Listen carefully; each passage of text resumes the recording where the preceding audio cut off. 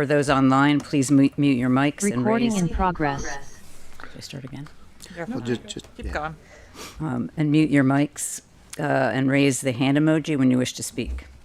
Anyone who is participating in any of the hearings on the agenda, please be sure that you've recorded your names and contact information on the sign-in sheet.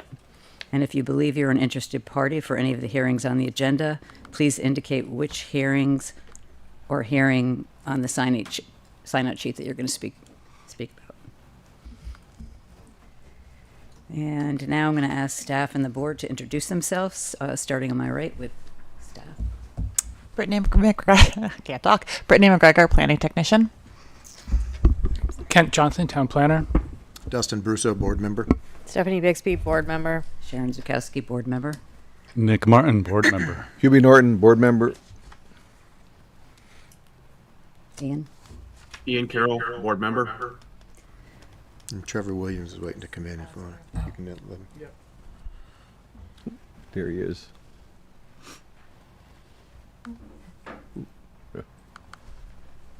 Trevor, do you want to introduce yourself? What if he says no? Star Star 6, unmute. Trevor. I'm Trevor Williams. I'm a member of the board. Thank you. So item 2, are there any changes or additions to the agenda?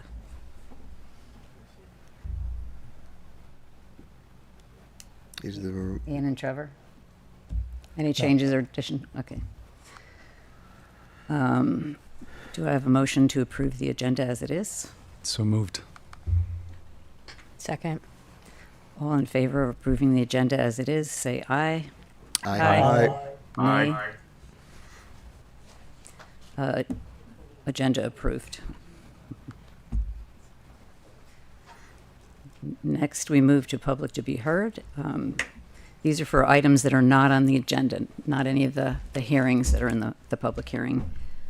Just to note, any issues with current zoning regulations or town business outside of the application review are most likely the purview of the Planning Commission or the Select Board. Sharon, if we could, just quick before we go to the Sure. public in large, two questions. One, are you acting as chair this evening? In that case, so we should announce that, I guess. Thank you. And the other one is if we maybe just verbally announce that item D in the public hearing, 5D has been withdrawn. Just again for the Okay, record, so thank it's you. notable. As Dusty pointed out, I should have mentioned that item D, sketch plan for Euro West Retail Partners LTD, has been withdrawn from the public agenda. And I'm acting as chair. Thank you for doing so. Oh, okay, and now, do we need a motion to open public to be heard? No, right? So now, anyone from the public who wishes to speak on items that are not on the agenda, you may speak.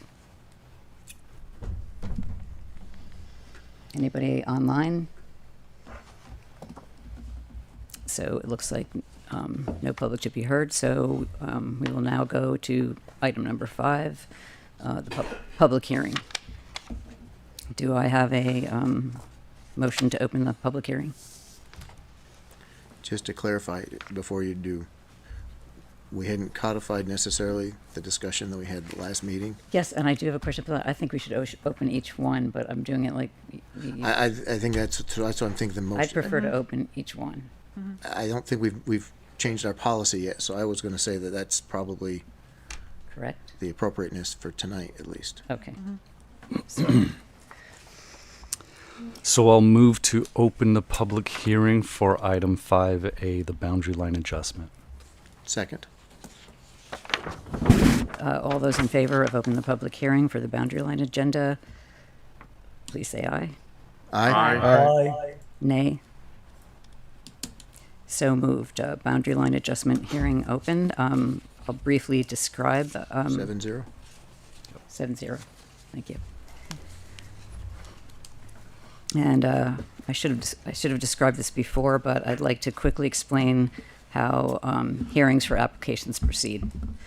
I just want to make sure interested parties know they will get a chance to speak. First, the staff summarizes the application, and the board asks staff questions. Then we open it to the applicant, who describes the application, and the board may also ask him him or her for clarifications if they have questions. Then the interested parties will be asked to give any testimony they have. After testimony is provided by staff, the public, and the applicant, the public hearing for the application is closed to input, and the board deliberates and may or may not make a decision, but also may continue the application. So this particular application is a boundary line adjustment. Richard and Nancy Jenny are proposing a boundary line adjustment to convey 8.43 acres from 31 Brigham Hill Lane to 43 Brigham Hill Lane, located in the Conservation District.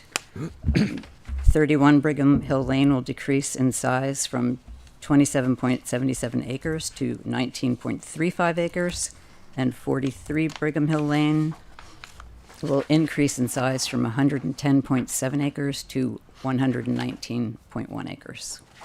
And now staff will summarize the application, please. Sure. So basically what you read is a very brief summary of what is happening.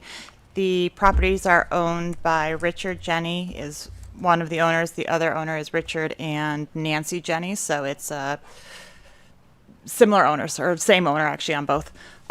They are transferring the land. It will not make either of the parcels more non-conforming or non-conforming at all. It is not transferring more than 10 acres, which is the minimum lot size in the conservation district. And it's not creating any new lots. There's still enough lot frontage. It's just a very straightforward boundary adjustment. Thank you. Any questions?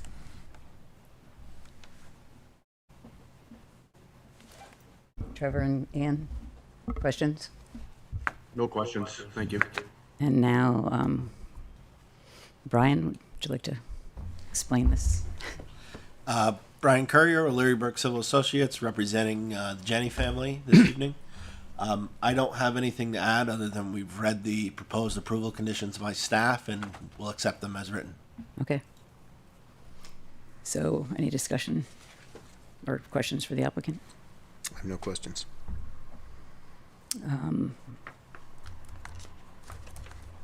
Public input? Since you opened the public hearing? Thank you. I have a Oh, no, I don't comment. have to move because it's already open. I have a comment. Yeah.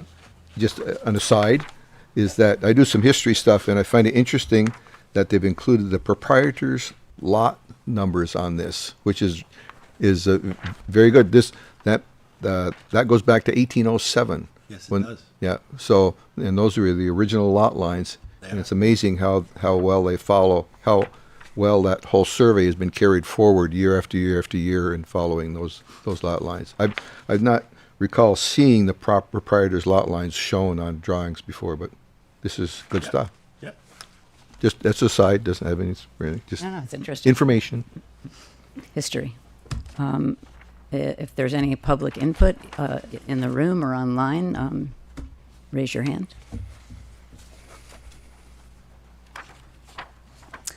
So no public input. I'll move to close the public hearing. Move to close. Yeah. You do second. Second. All those in favor, vote aye. Aye. Aye. Aye. Nay. Passes 7-0. Thank you. Any discussion? We just closed the public hearing, so now we have to Oh. discuss. I'm ready to move. Yeah. Ready to make a- Yeah, me too. Anybody have a motion? I make a motion, we approve the boundary line adjustment as proposed in the staff report and outlined. Second? Second. Oh, give it to Ian. All who wish to approve the boundary line adjustment for We should have some discussion, maybe. Yeah. You should allow for some that's right. discussion, That's right. okay? Not there's going to be any, but Right. I'll get it. Any discussion? None. No discussion. May I take a motion? You got him? You got a motion? Oh, we already have a motion. Yep. All in favor, vote aye. Aye. Aye. Aye. Nay. Passes 7-0. Thank you. Painless dentistry. Now, in our new procedures, do we move to close the public hearing? Oh, no, we already didn't. We that. did, we haven't- closed it, and then we deliberated, and then but we haven't got the new procedures just yet.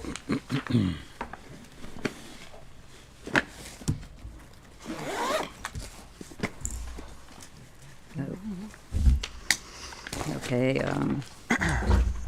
the next item on the agenda is 5B, a site plan for Glenn and Rosalind Cummings for a 16,100 square foot warehouse. Do I have a motion to open the hearing for this application? So moved. I'll second. All those in favor of opening the hearing for Glenn and Rosalind Cummings, say aye. Aye. Aye. Nay. Passes 7-0. Don't we need to have people be sworn in? Sorry. No, thank you. We didn't do it during the first application. Clerk's a little slow tonight, that's all. Very slow. Okay. I've been informed that I should have taken an oath, given an oath to the people in the room who are going to speak in this application, which I hope I wrote down here.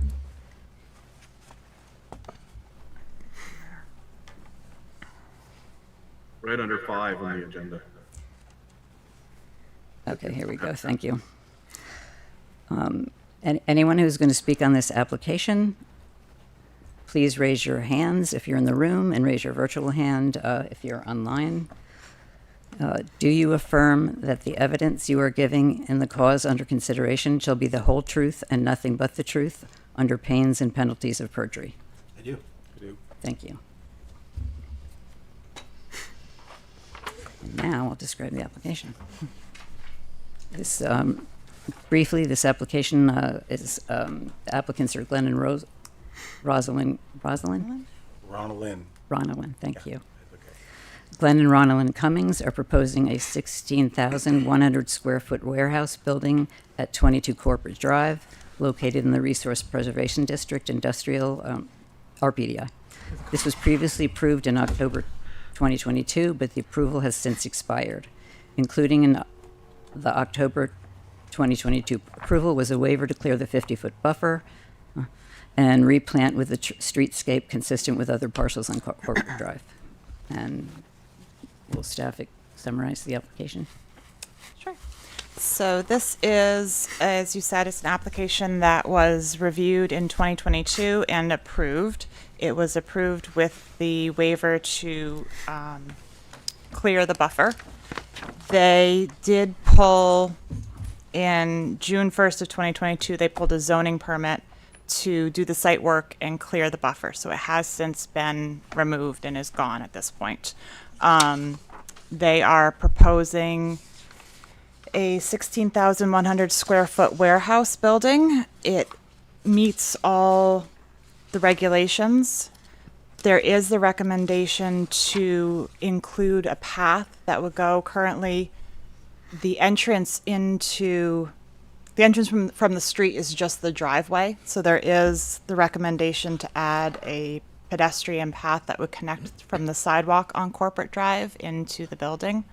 But other than that, it's pretty straightforward. It does have the buffer in the back since it abuts to Sandhill Road, and that is still intact. I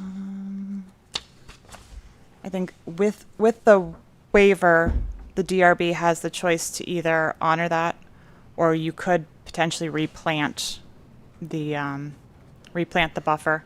They currently are suggesting 4 street trees, which will match the streetscape along Corporate Drive. That's pretty much it. Any questions for staff? None. I have one. Go ahead. Street trees, would actually be planted, not necessarily in the street, but in the buffer itself, correct? Correct. Yes. So they're called street trees, but they're not street trees. They will belong to the applicants. Correct. Yep. I have a comment on regarding the plan we're looking at. It's dated 11/22/22. It really is not quite up to date, and I'm not sure that necessarily impacts the application. But lot number 20, for example, shows a building on the back of lot 20. There is no building there.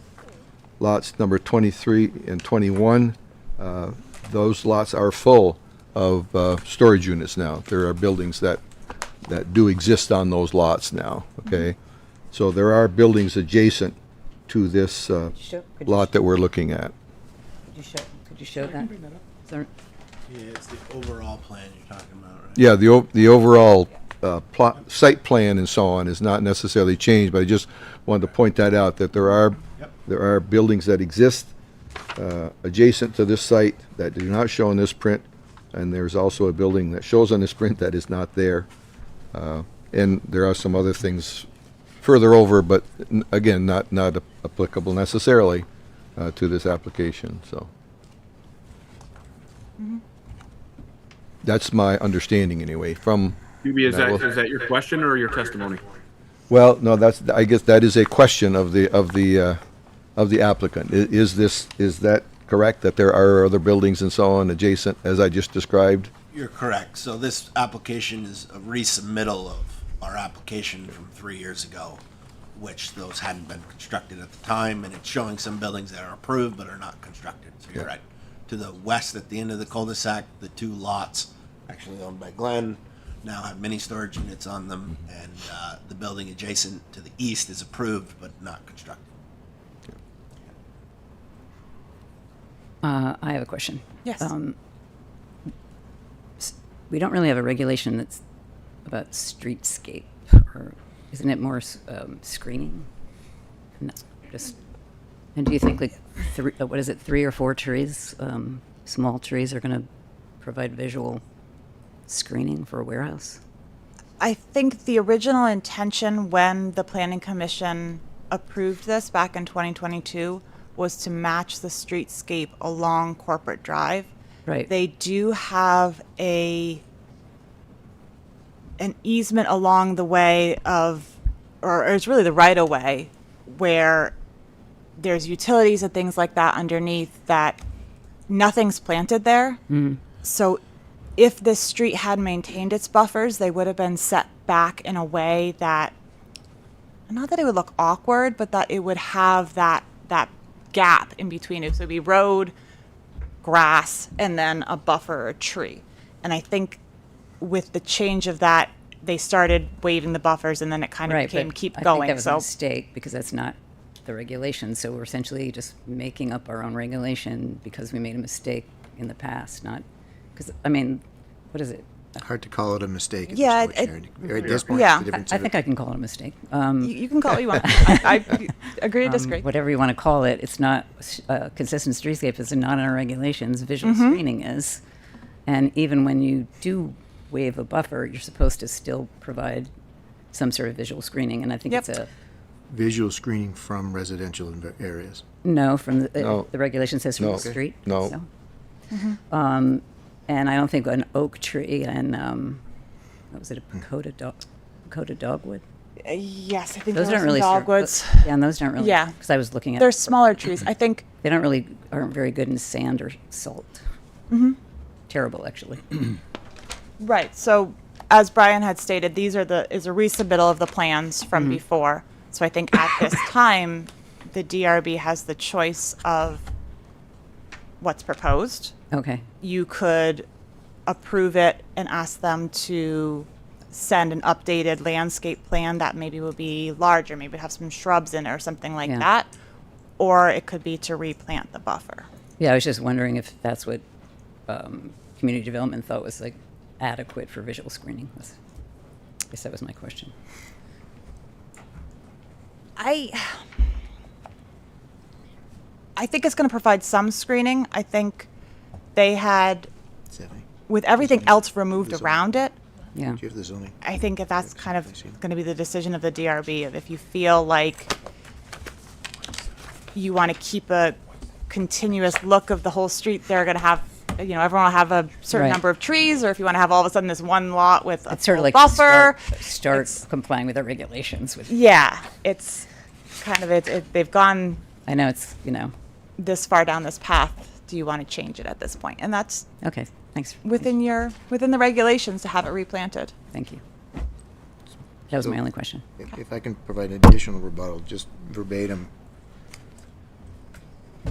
In order to provide visual screening between industrial development and adjacent streets and residential areas is part of that sentence. So there's room for interpreting this a little bit. And that's 2.149. 2.14E 9C, right? I'm looking at 9, just 9, the definition of buffers. I was looking at 9C. Go a little further down. I'm specifically talking about the 50-foot buffer. Right, and in these regulations, the waiver is still acceptable. But it still requires that you have mitigation and still provide visual screening. That's just the point I was making, but we don't have to discuss it. It was just a question. I was going to say, I don't think that's true. It's a personal interpretation based on the written language. We haven't changed the we haven't updated the regulations yet. So I think there's room for personal interpretation about the visual screening, and I will not argue against anybody's opinion. No, it's on my that. personal interpretation of the waiver provision, but let's move on because it was just a question. Yep. Thank you. I have, I'd like to add on to that as well, that, unfortunately, the cat's out of the bag, okay? That what's happened previously on Corporate Drive, we're not necessarily going to undo that regarding what has been removed. If we want to refer to the regulation, I'll refer to page 112, where it talks about landscaping objectives, and for the RPDI district, the landscaping objective is preserved the forest cover. Okay, that's what it says. I get that it's gone, but I'm And just it talking- doesn't, yeah. and street trees is one of the things that is listed. That is not one of the objectives for the RPDI district. Okay, it is preserve the forest cover. Unfortunately, there's no forest left to preserve at this location. Anyway, we can discuss about what's happened in the past, but I think, like I say, I think the genie's out of the bottle, if you will, or whatever, and that any landscaping that's proposed should probably be in line with what's already there. The use of the word street trees does not apply to the RPDI district. Very clear.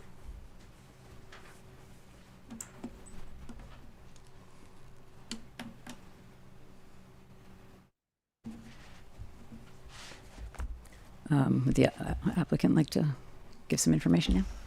Thank you. Brian Courier, Larry Burke Civil Associates, representing the Cummings family. Yep, Glenn Cummings.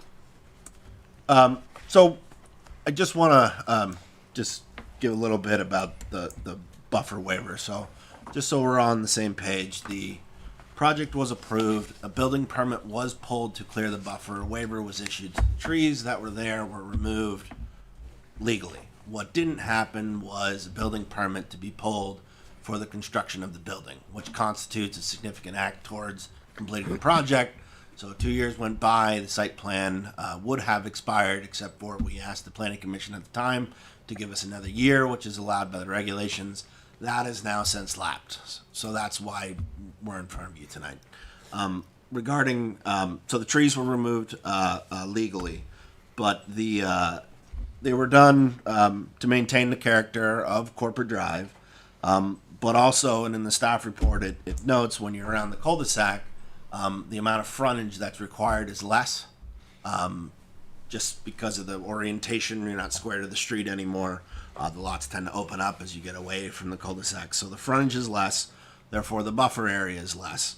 We have to fit in a driveway, a water main, a sewer line, a power line, stormwater, and then there's also a pedestrian path that was approved outside of the right-of-way on our property, which is consistent with Corporate Drive, but made the clearing already 10, 20 feet past the right-of-way to begin with. Plus you add, 5 utilities, and now we're being asked for a sidewalk and our access drive along a reduced section of frontage. I did provide pictures of what it looks like today around the associated lots, both at the end of the cul-de-sac and up the street a little bit. All the buffers are consistent with what we're proposing here. If the DRB would prefer different species, we're certainly amendable to some other type of species, but given the fragmentation that would be created by the utilities, access, what have you, we feel that maintaining a consistent streetscape along Corporate Drive would be the most prudent pathway forward, considering the history of this approval. So that's our stance on the buffer. Looking at the approval conditions,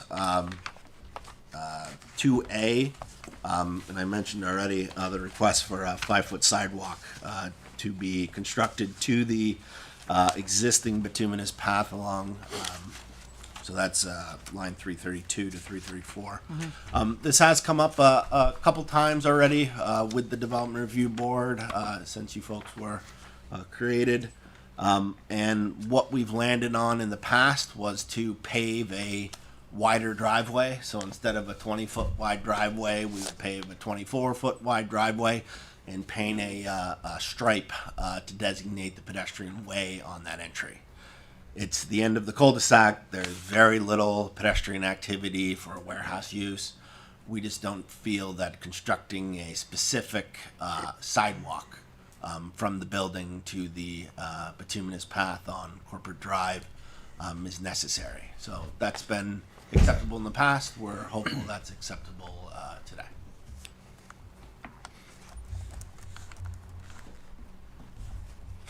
That's all I got. Oh, okay. Do you have anything to add? No, I think you pretty well summed it up. Any it's questions? consistent with the rest of the street. Yep. The way the building is. So, it's Any questions for the applicant? Briefly, just to confirm, the work that was done to clear the buffer was done with, you pulled a permit for it, and it was Yep. done based on an existing waiver Correct. at that time. Our site plan was active. We pulled a building permit for clearing. It was cleared. But why we're here now is the building and parking lot. Yep. No substantial construction was made towards finalize, no substantial effort was made beyond that to construct the building. Therefore, we would be subject to the 2-year expiration. We asked for another year, which was granted, and now we're beyond the 3 years. Okay, thank you. But all above board for clearing the buffer. Yeah. Any other questions? Yes. You had mentioned that you had brought photos or some kind of visuals. Yeah. I'd actually like to see those. Okay. If we have them. Okay, if you're driving.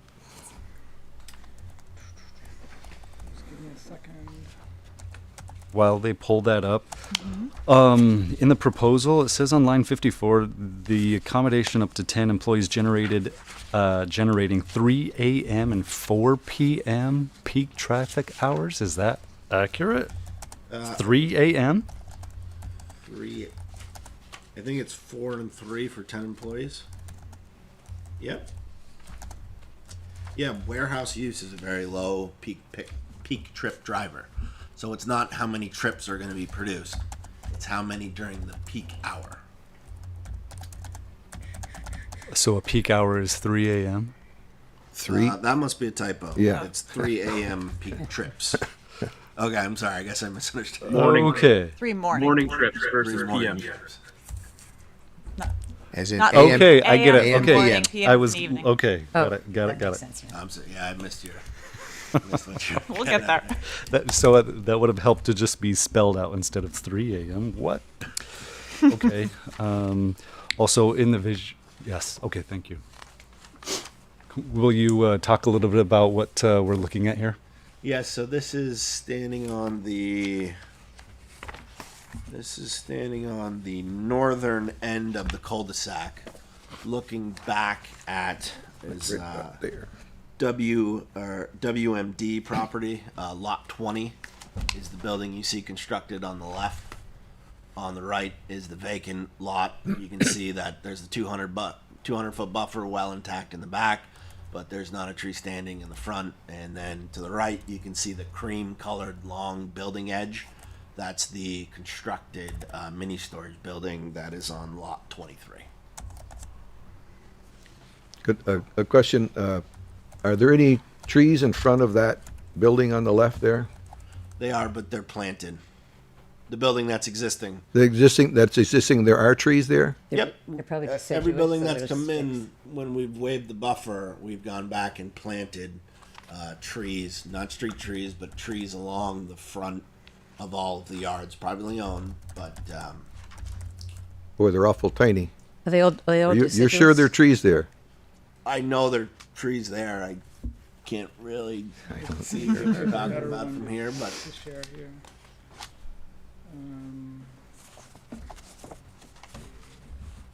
but every lot that's come in where the buffer's been waived, the exchange has been trees being planted in the absence. Oh, yeah. Boy, they are tiny. Where are they?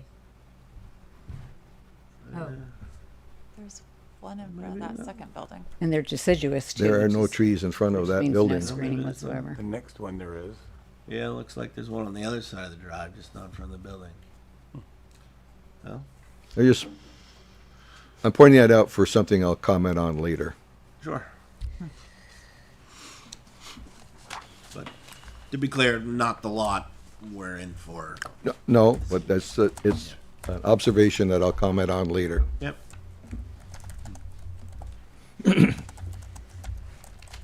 And then, so this is looking on the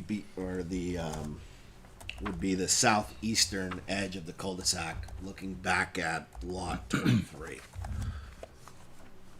So that's the mini storage units off the end of the cul-de-sac, and lot 22 is to the left of the photo you see there. So there's some blades of grass. There's a few standpipes where the utilities are marked that will be extending. There's a curb cut. But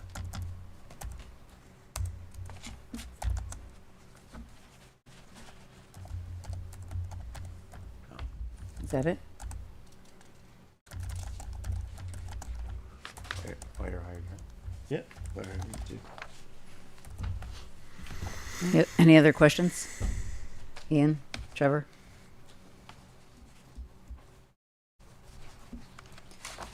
So I will open the hearing to public input then. Anybody online? No? Lois has her hand raised. Somebody has, oh, Lois? Hi, now, since this permit expired, how is this not a new application and subject to the new rules regarding buffers and, plantings? And, not using the parameters of an expired permit to determine what's possible within this one? I mean, that photograph could have been taken in New Jersey. It's very much out of the character of what the intention of the RPDI is. And I thought the direction that we were intending to go was to reforest, not to use the concept of street trees within the RPDI.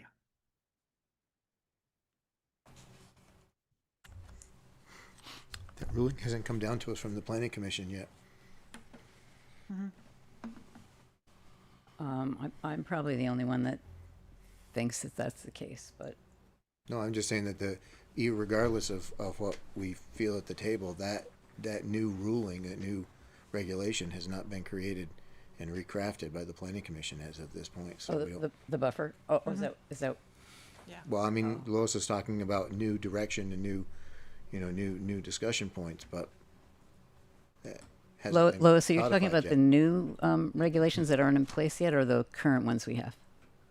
I was actually thinking in terms of the lawyer's pronouncement on waivers, which happened at a previous meeting, which changed the direction of what the DRB had in its toolbox, and that the discussion about buffers is related to the issue of waivers in terms of how the landscape of the industrial area within the conservation area ought to look.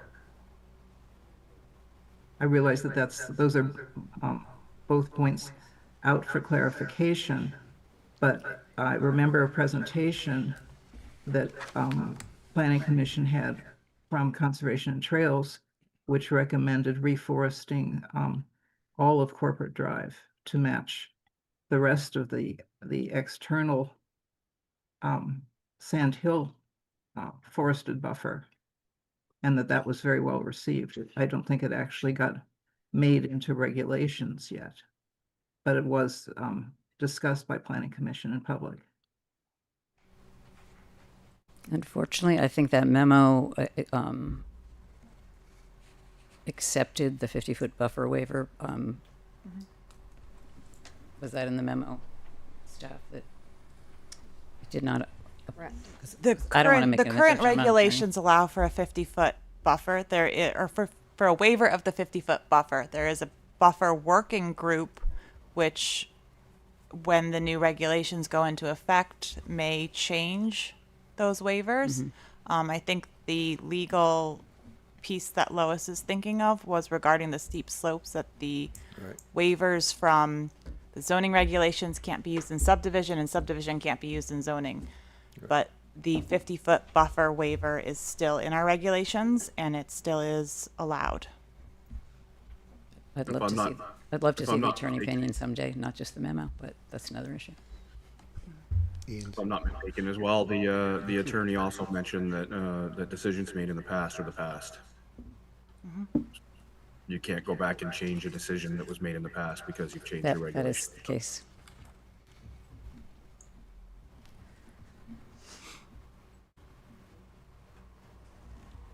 Lois, anything else? Yeah, so is this a new application is what I'm asking. Yes.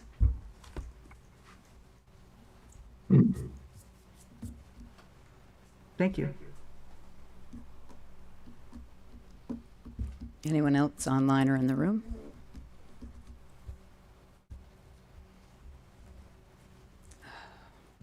I take a motion to close the public hearing.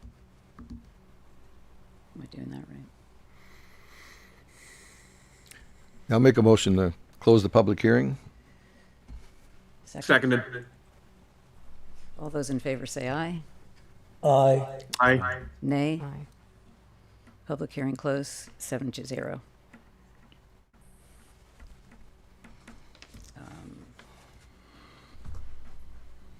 Do I have a motion based on the application? Well, the discussion first or no? I thought you Yes. wanted to approve it first, then we discuss. No? Do we have enough information to make a decision? Thank you. Do we have enough information to make a decision? I do. I do. Yes, but I believe we should have discussion to ensure we are in agreement of some kind of I agree. Yep. language to move as a motion. Yeah. Yeah, That's got, these- got enough information. I agree with Nick. We need to talk about this a little bit. Okay.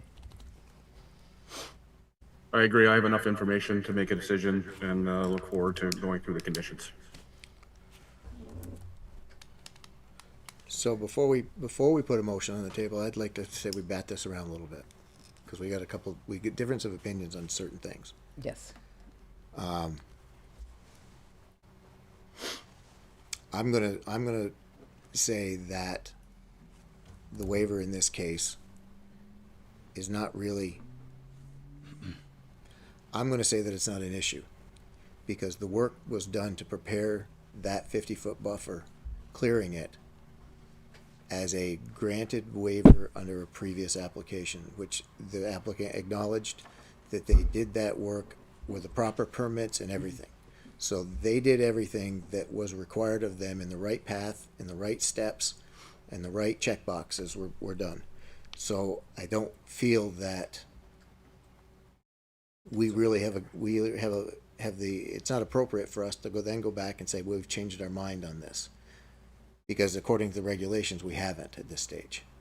As was stated, the waiver option is still in our, we can state that the DRB being stated in our finding session, the DRB recognizes that the work was done in the buffer area under the auspices of the waiver that was granted in the previous Which application. expired. But it was done legitimately under the auspices of that application, so they've come back in. Was that one for a 16,000-foot warehouse also? Okay, just wanted to make sure. So, I mean, I think it's a moot point, really, as far as this goes. I would say that I would like to see a little more screening. I mean, one oak tree and a couple of essentially, I mean, we saw the trees in that photo, and they're all deciduous, so there's like all winter long. So for me to finish my Yeah, point, sure. I don't have many. The street trees, I think that should be species approved by staff, and that includes Right. tree warden and so forth. And the right species, the right for the soil, the right species for whatever. I think that should be a decision we can defer to staff, and that those trees are guaranteed for the life of the project, which I believe is in the Yep, it is. stipulation already. Which, in the case of the example we saw of an adjacent building, that would be evidence that those street trees are not there for the life of that project, and they'd have to be put back in. And the other item was the sidewalk, extending the driveway or a dedicated sidewalk. Frankly, I think either option is fine. So I don't have any personal preference on that. But that, I think, really the issue of the waiver is I don't think it's an issue. No. Everybody take a whack at that. Anyone else? Yeah, I tend to agree with Dusty in the sense that, as I said before, You know, need to be the- careful about that. Yeah. I'm hearing that it's, I said, I'm not saying that I agree with you all the time. Okay, I'm just phew. saying in this particular point, that the cat's out of the bag. I mean, the damage has been done, okay? And that I also tend to agree with what Sharon has said, is that maybe we could ask for a little bit more landscaping. However, we should try to keep it consistent with what is there because, and I hate to use this word, the precedent has in some respects been set. And I'll say it, I think the precedent was bad. I think it was wrong. And I know you may disagree with that, that's but there was not sufficient attempt to preserve the buffer in the previous situations. And that building that we looked at does not have any trees in front of it. The plantings in the front and rest of those buildings down through Corporate Drive, in some respects, it's almost dismal. Okay, and that there needs to be better follow-up on that whole business for the life of the project, the whole 9 yards. That the plantings that they're proposing, I think, are adequate considering what else is there or not there, if you will. Okay, and the buffer situation is moot. There's no need to provide any waiver because there's nothing to waive.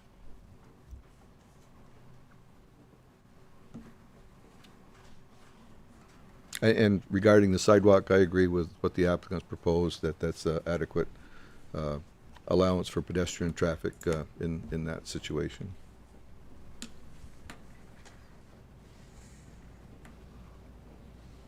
Ditto, ditto.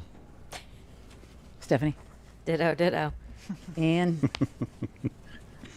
Ditto, ditto. I would like to see the stipulation that that the landscaping is run through staff to ensure that perhaps there's as quality as possible for screening that will both somewhat match or at least blend in with what's already there, but also perhaps provide a little bit better screening if possible.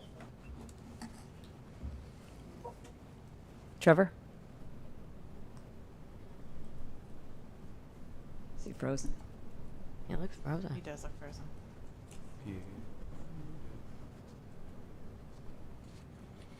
Trevor Trevor, just put can you hear us? He just put a picture of himself up in front of his camera. He's got. Yeah, he's having There he is. There he having is. some tea. Now you're muted. I'm having internet problems, sorry. Yes, I just would say I'm all for trees.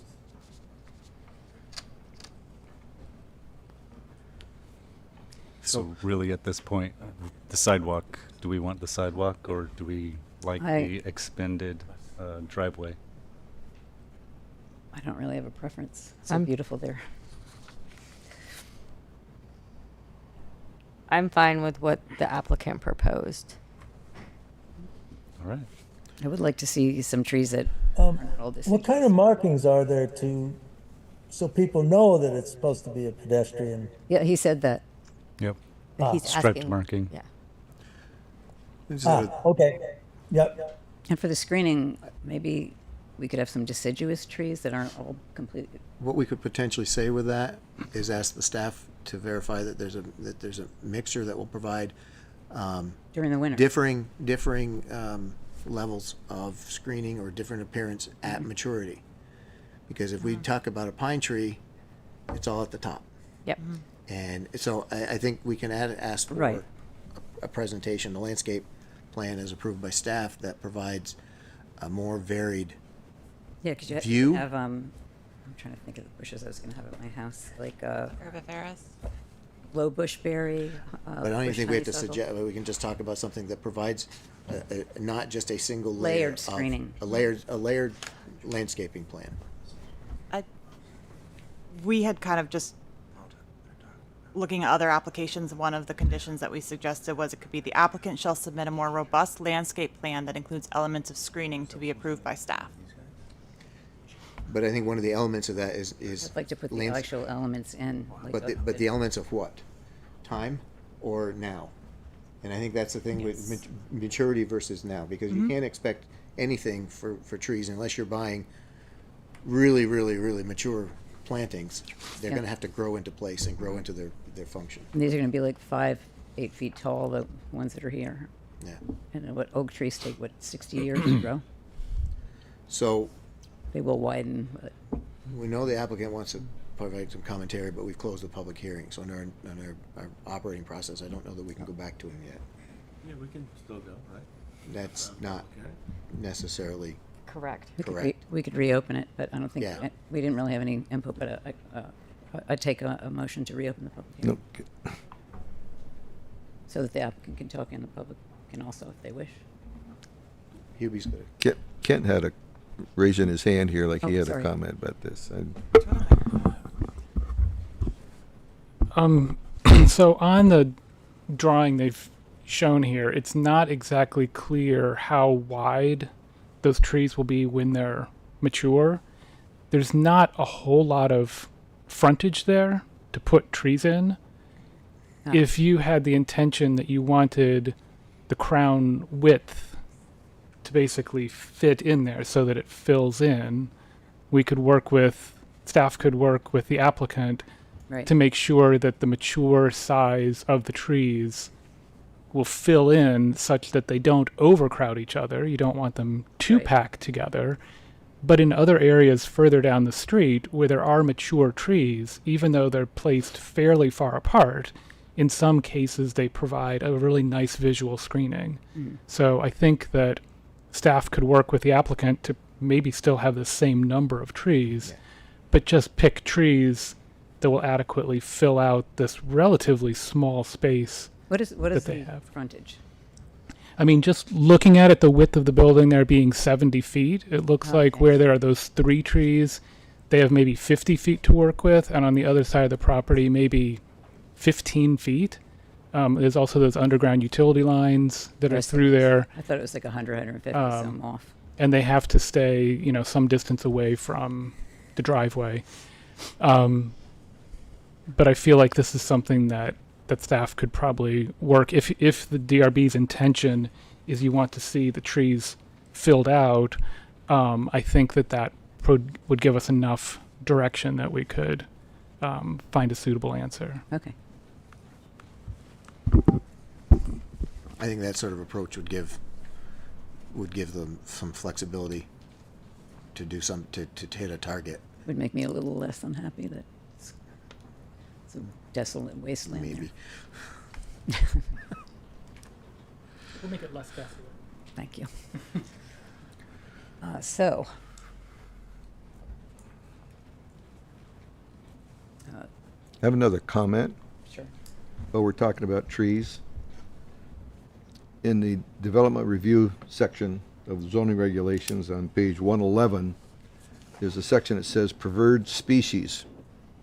The Planning Commission shall annually adopt site plan and landscape guidelines which indicate preferred species of plants for various applications. Proposed landscaping shall be consistent with those guidelines. All planting stock shall be nursery grown unless conditions support the use of natural grown plants.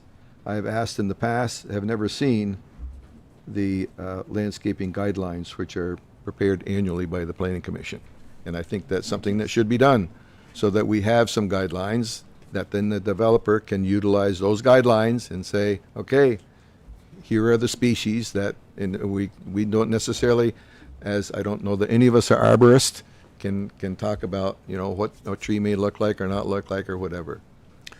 Again, this is more a point to staff. Yeah. This needs to be done, okay, for everyone's purpose. Yeah. So to that point, They have manuals too. for the that. manuals were adopted. There wasn't a plan drafted by the Planning Commission. There was never an intent to draft a plan by the Planning Commission. There was an adoption of the materials recommended materials submitted by staff, submitted by the tree warden, of showing species appropriate for this environment. So But we have nothing like that now.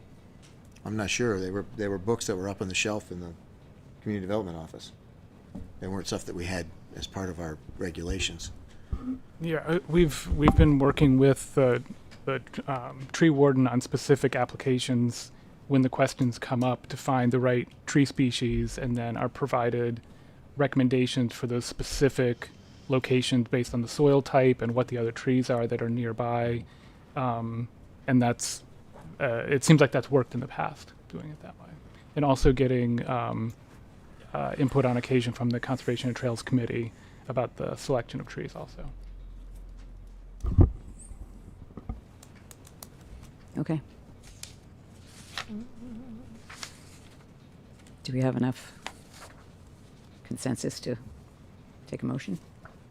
Before we do so, I would like to recommend on line 371 and 373 in the conditions, number 10, we should add surfaces behind the word impervious. So impervious surfaces proposed, impervious surfaces will require, etc. What line was that? 371 and 373.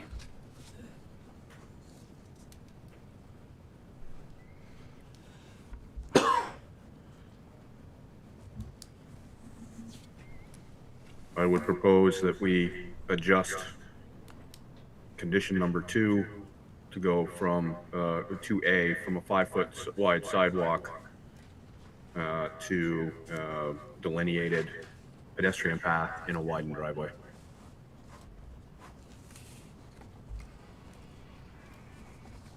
Do we need to put the exact width of the driveway? 24 feet? Is that what? 24-foot wide driveway with the delineated 4-foot pedestrian path. Ian, it's so rare that you might be able to get the opportunity to make a motion. Maybe you I know. How about take a that? jab at it. If we're still doing this, how about on line 327? The dot? The dot, yeah, we modify that to say that the Development Review Board acknowledges that the site work in the 50-foot buffer that was granted by a waiver with the previous application has been completed. And as such, there's no additional waiver required as part of this application. Or I don't think you can if we do that. we replicate, we want to reinstate the waiver as was granted in the previous application because of the work that's already been done under that waiver. Because one of the things that waiver does is prevents them from putting any structures Right. inside that. So there is some value in that. There's no physical structures allowed in. So maybe this could be that I would suggest that we recognize that the waiver work has already been completed, so we would reinstate that as part of this application. It's already been cleared, the waiver's already been cleared. Yeah. Based on what posted. So we have that as a finding, that we acknowledge that it was already been done, and that we're gonna reinstate it so that we maintain no structures be created in that space. Yeah. And we're gonna do the increased, more, screening with the landscaping. Yeah, and that would actually be, we could put that into here, we could say that the conditions of the waiver would be met, or the requirements. We had standard mitigation. I think item number 21, or lines 395 through 398, talk most about that, and so the landscaping language, if we want to specify anything more with more clarity, would be the appropriate location. What lines were those? 20. 395. 395. 395, item 21. Okay, so then we should have a finding saying that we're granting the waiver. So I don't know if we want to have that separate, or we have to put that under the planning commission, or not planning, or the development review board finding section, or is it just talking about above? Because we have to give a reason. We have to, right, because this doesn't say there's a waiver, and there's no reason why if we don't say why they can't put anything in there. Then I would say we would just, in that section, we recognize that the work in the waiver was done under, the work in the buffer was done under the previous past waiver approval, so we reinstitute that waiver approval in this application.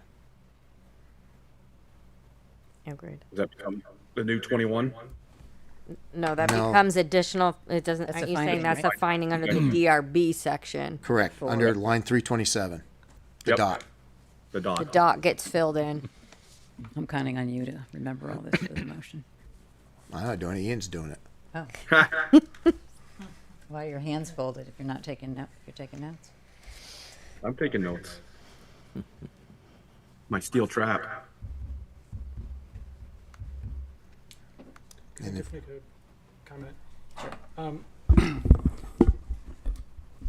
I just wanted to make the comment that if you feel like you have all the information you need to make a decision, you don't have to write up all the text tonight. yeah, no, we're done, but I'm just saying that you Yeah, could I would like to do that. write it at your leisure and then come back, or you could do it tonight. I'm just letting you know that that's an I option think that we you can have. do it tonight. I mean, this isn't, Later. we're not doing huge, this Change. isn't a huge lift.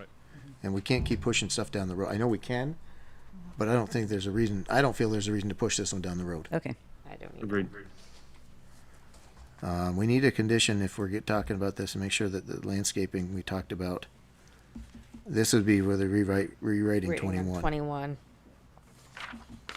So that's where we need to, staff approved trees. landscaping plan shall be resubmitted with staff approval. That incorporates elements that will provide better screening at maturity. Some screening elements at maturity instead of necessarily a single Use species. the word layered. Or like Layered's fine, yeah, Improved and layered. yeah.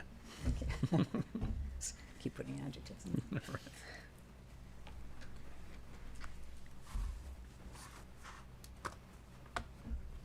I think that's it. That's like all the pieces that we had, really. I think that's all the pieces we had. So if Ian's ready to make a motion, he's good to clear to go. How good are your notes, Kent and Brittany? We can offer you support as you go. Right. I appreciate that. Here we go. I'll make a motion to approve this application for the 22 Corporate Drive as presented with the following conditions, adjustments to the following conditions. And condition 4, additional findings by the Development Review Board will state that there was a previous waiver and work had been done. Waiver had been approved and previous work had been done. We will continue to honor that at this point. I would write the buffer being cleared, maybe. Waiver of the buffer, correct. Thank you. We can add that. Condition 2, 2A shall be a 24-foot wide driveway will be created with a 4-foot delineated pedestrian lane clearly visible. And I think the next one we had was 21. A landscaping plan should be resubmitted to staff, which will include a approved trees and layered screening. The rest of that should be no structures built within the 50-foot buffer and no clearing except as necessary for driveway and utilities. Dead and diseased plantings shall be replaced as soon as seasonally possible. Did I miss anything? Just adding surfaces on line. Impervious surfaces, correct.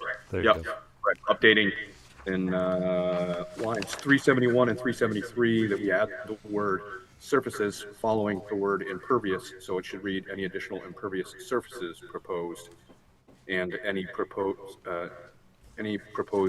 additional impervious surfaces will require. And maybe one more. Yeah. In the additional findings by the Development Review Board, just to note that the work in clearing the buffer had been done, not just that work had been done, but what work had been done. Yep. Under a permit. Under Yeah, an approved. as permitted, right. You could even put the permit number. I will second that motion. Thank you. All in favor, say aye.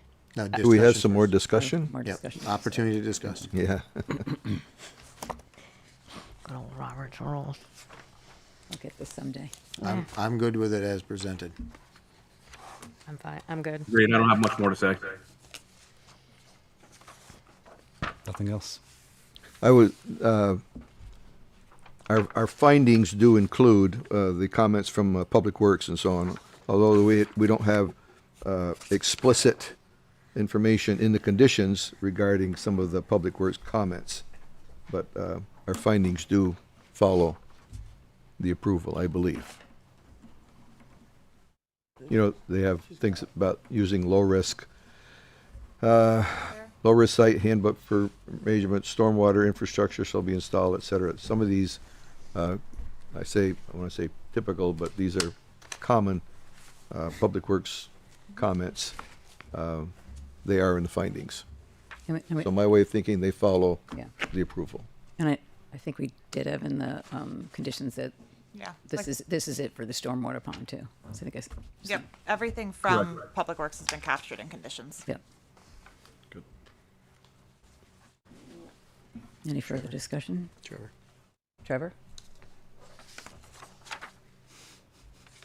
Okay. Nope, don't forget to okay, there we go. No. Thanks.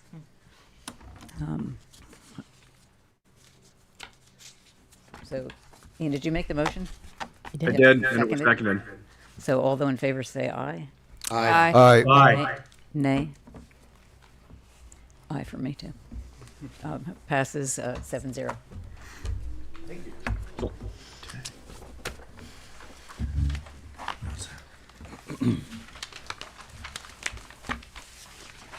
Okay.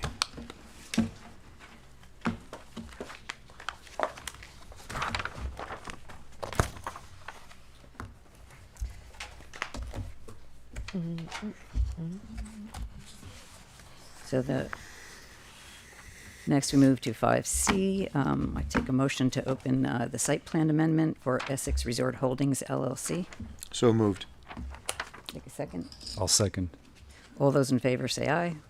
Aye. Aye. Nay? Passes 7-0. This is a site plan amendment of Essex Resort Holdings, proposing an 8-foot wide natural path, removing of 2 existing tennis courts, adding a patio area with hot tubs behind the spa, a landscape berm, greenhouses, and other Zen garden amenities at 70 and 74 Essex Way, located in the mixed-use development plan unit, mixed-use plan unit development district. And would staff like to introduce the project? Sure. So I'll start off by correcting the tennis courts. They're actually removing 4. They're kind of in like sets. So when that was my error. When I counted them, I kind of grouped them together as like 2, 2, and 2. So there were 6 Gotcha. total. They're removing 4 and they're keeping 2. Okay. So just to clarify that. There are a few different things going on. The parcels 70 Essex Way and 74 Essex Way are now under the same ownership, and the boundary line will be dissolved between the two. With that, they are adding in the back area where the tennis courts are, they're going to be removing that and adding what is being called a Zen garden. It will have, I believe, 2 greenhouses. It'll have different sculptural elements. There will be a berm that will be along the side to provide screening there. And then on the side of the spa area, they're adding in a saunas, hot tubs, and patio area that will have a screening fence along there as well to provide privacy. In the 70 Essex Way portion, or I'm sorry, 74 Essex Way portion, they're going to add a natural path that will go through there, so there won't be any gravel or anything like that, simply removing trees to create that path.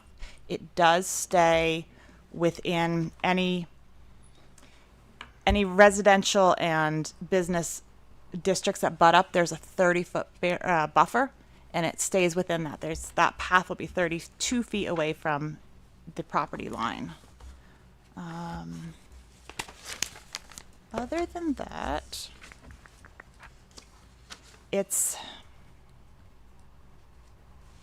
I think the biggest kind of issue that we're running into with this is that in the past, there was an application was submitted for 74 Essex Way to put in housing. And at the time, the argument was made that this space has been reserved as a 100-foot buffer. It was shown on plans, but it was never captured in deeds or in any approvals. So when they did the master plan for the woodlands, they did not specify in any of the conditions that this has to remain a 100-foot buffer. So the land is, at this point, untouched. It does need the 30-foot buffer to be in there. So I think that you'll see in the history and can certainly be confusing, but it's kind of a... You answered my question.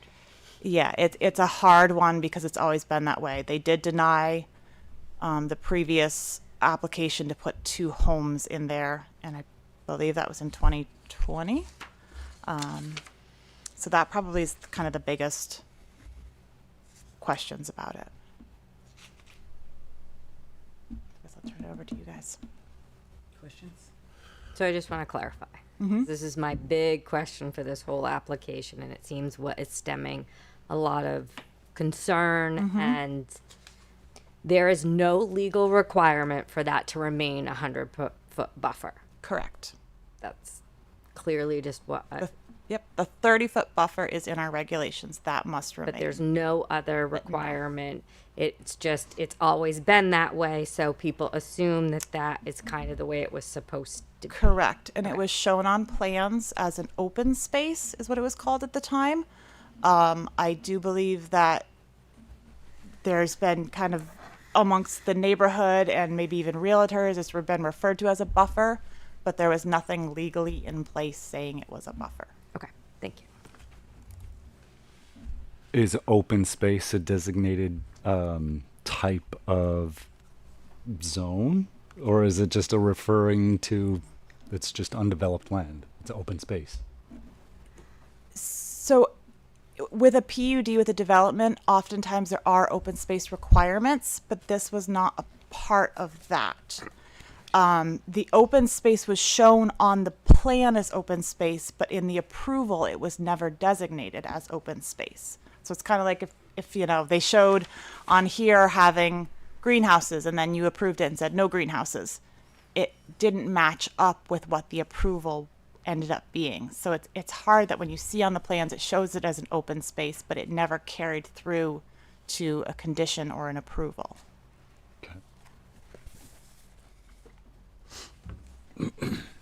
Anyone else? I just have to reiterate. So you look through everything, like deeds and stuff like that. Yep. Yeah, we looked through everything. When this came up in 2020, they also looked through everything. We have the previous zoning administrator at one point had reviewed it and came to the same conclusion. It's not on survey maps or anything. No, it's just shown as a parcel. Okay. Thanks. Brian? Hey, Brian Courier, O'Leary Burke Silva Associates. Peter Ronalyn, Pure West Properties, Essex Resort and Spa. Want to give the overview? What's Yeah, proposed? I'd be glad to give a little more of an overview so there's a better understanding of what we're doing. We are removing 4 tennis courts. Correction, we are not putting in a hot tub in the back. Those would be cold plunge. Okay. There are 2 greenhouses. One is actually planned to go on the top lawn, and one would be down in the tennis court area. So they're one down there. This really is intended to be, and is meant to be a quiet zone. We're actually going to be, I think, downloading or downgrading the potential for noise from going to a garden like this from tennis courts. We are collaborating with UVM, Integrated Medicine, and bringing in really a national treasure, Rosemary Gladstar, who's considered to be the fairy godmother of the herbal world, and she truly is, and we're lucky to have her in Vermont. I've dragged her out of retirement for this. There's a very good video on, if you look on Google, Ken Mills' Secret Garden in Colchester. Ken Mills is the architect behind this, and he's been working on his garden for the past 28 years. And that'll give a flavor of the type of setting that we're creating here.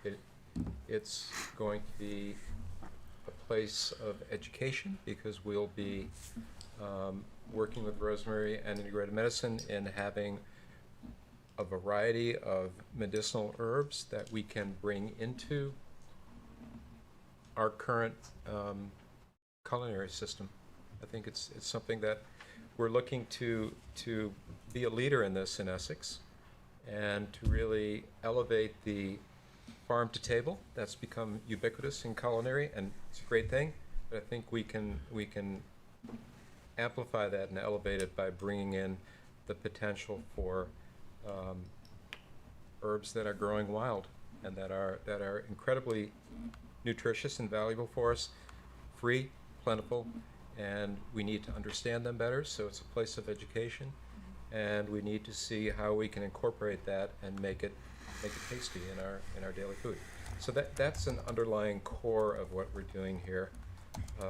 We are looking to become more and more of a retreat center at the resort, and therefore we're having the what we call Still is our name for it, which is behind the spa. That will be the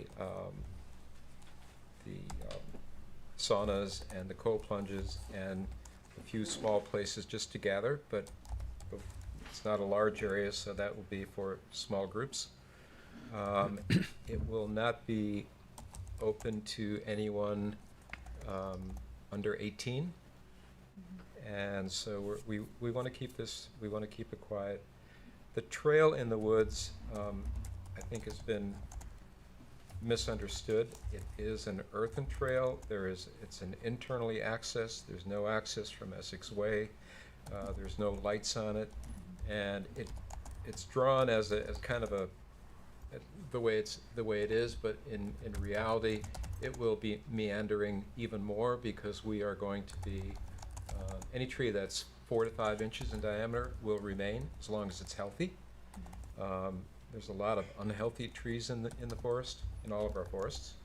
The larger ones we're going to keep regardless, but so from above you're not going to see any canopy change, and there's not going to be any potential for wind shear and any of that, because this is a path meant to just clear around the shrubs in there, the scrub trees, and fallen trees. We'll cut a path directly through a fallen tree, keep the solid pieces, but the pathway will be cleared.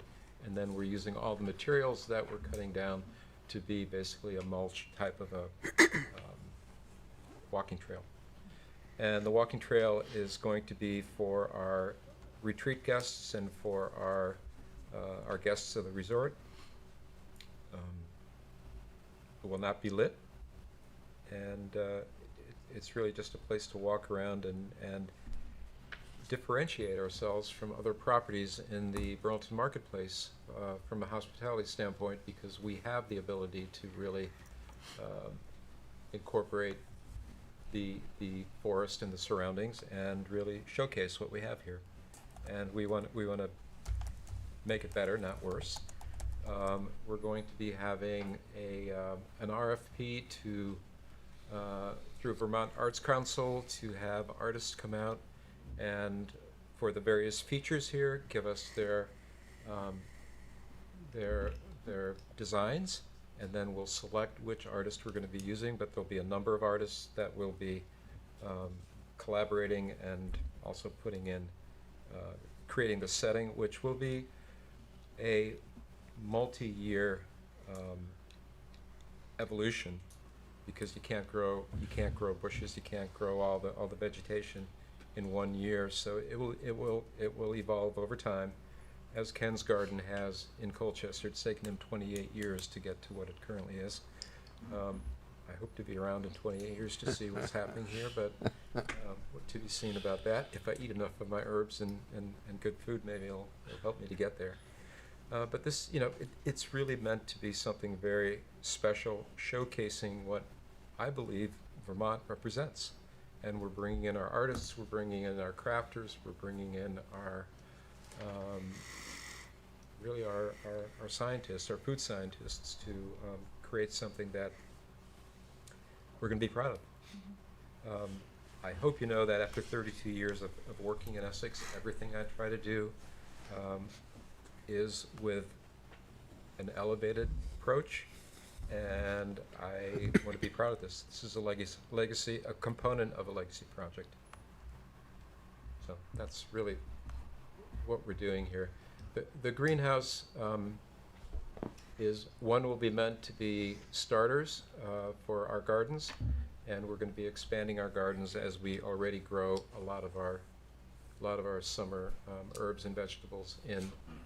And the other greenhouse will be starter, but it'll also be a place to walk in and kind of be amazed, because I want to put things in there like avocado trees or banana trees or orange trees, and have it be something that, again, is I was not expecting that to be here.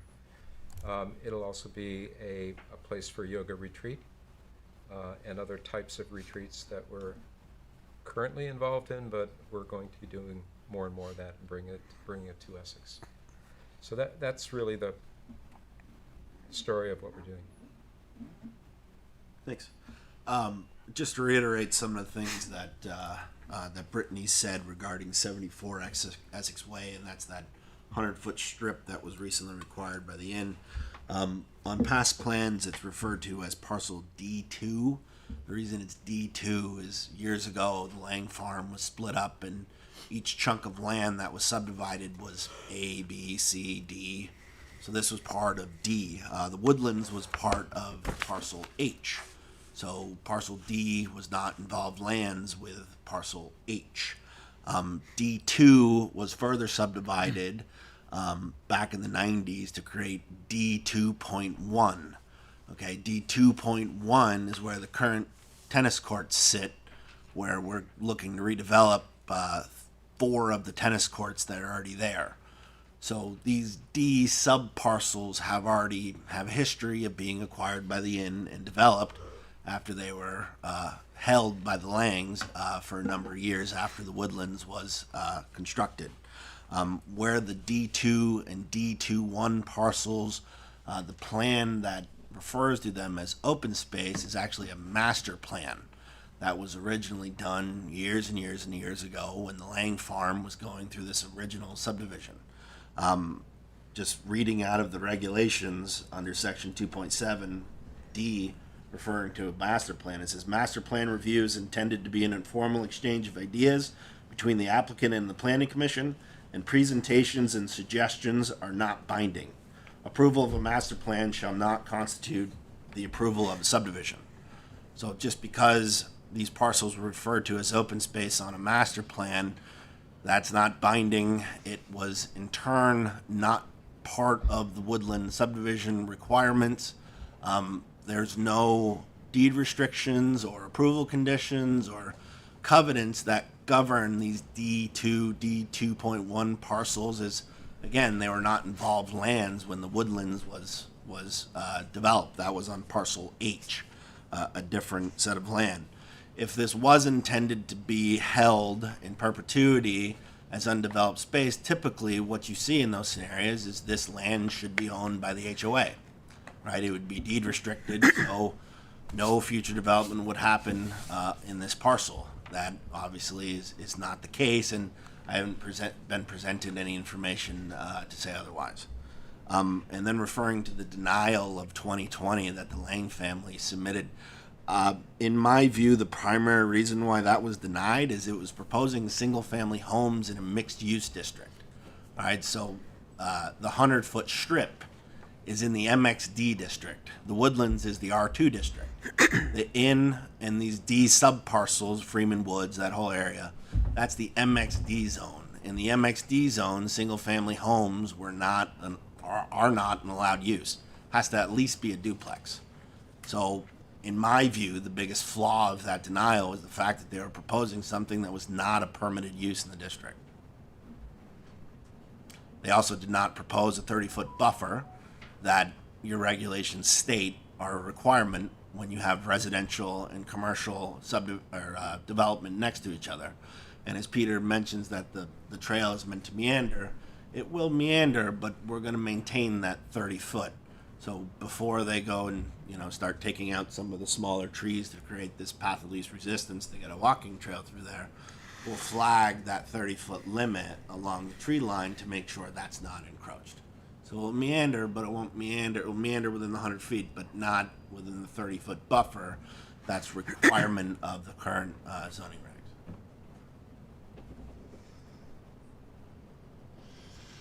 Questions? Questions for the applicant? Yeah. Not yet. I heard you say the extension, if you will, beyond the health spa, that there will not be hot tubs there. Is that correct? That's correct. There'll be a couple saunas and some cold plunge pools. Yes. Okay, but no hot tubs. No hot tubs. On that plan, there's another plan that we got that blows that up. Could you pull that one up? That's a little bit better detail.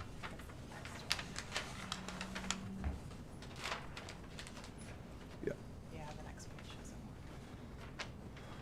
it more. Yep, a little higher. Oop. There we go. Okay, to the as you face that print to the left of the health spa, there's currently an area. Is that a berm or is that a depression? I can't tell the way the contours are. You mean this To spot the- here, where I'm circling with the Right first- there, that area right there. Yeah. It looks like it's there's It's a a berm. bunch of Yeah. tight It's a berm. it's a berm. Yep.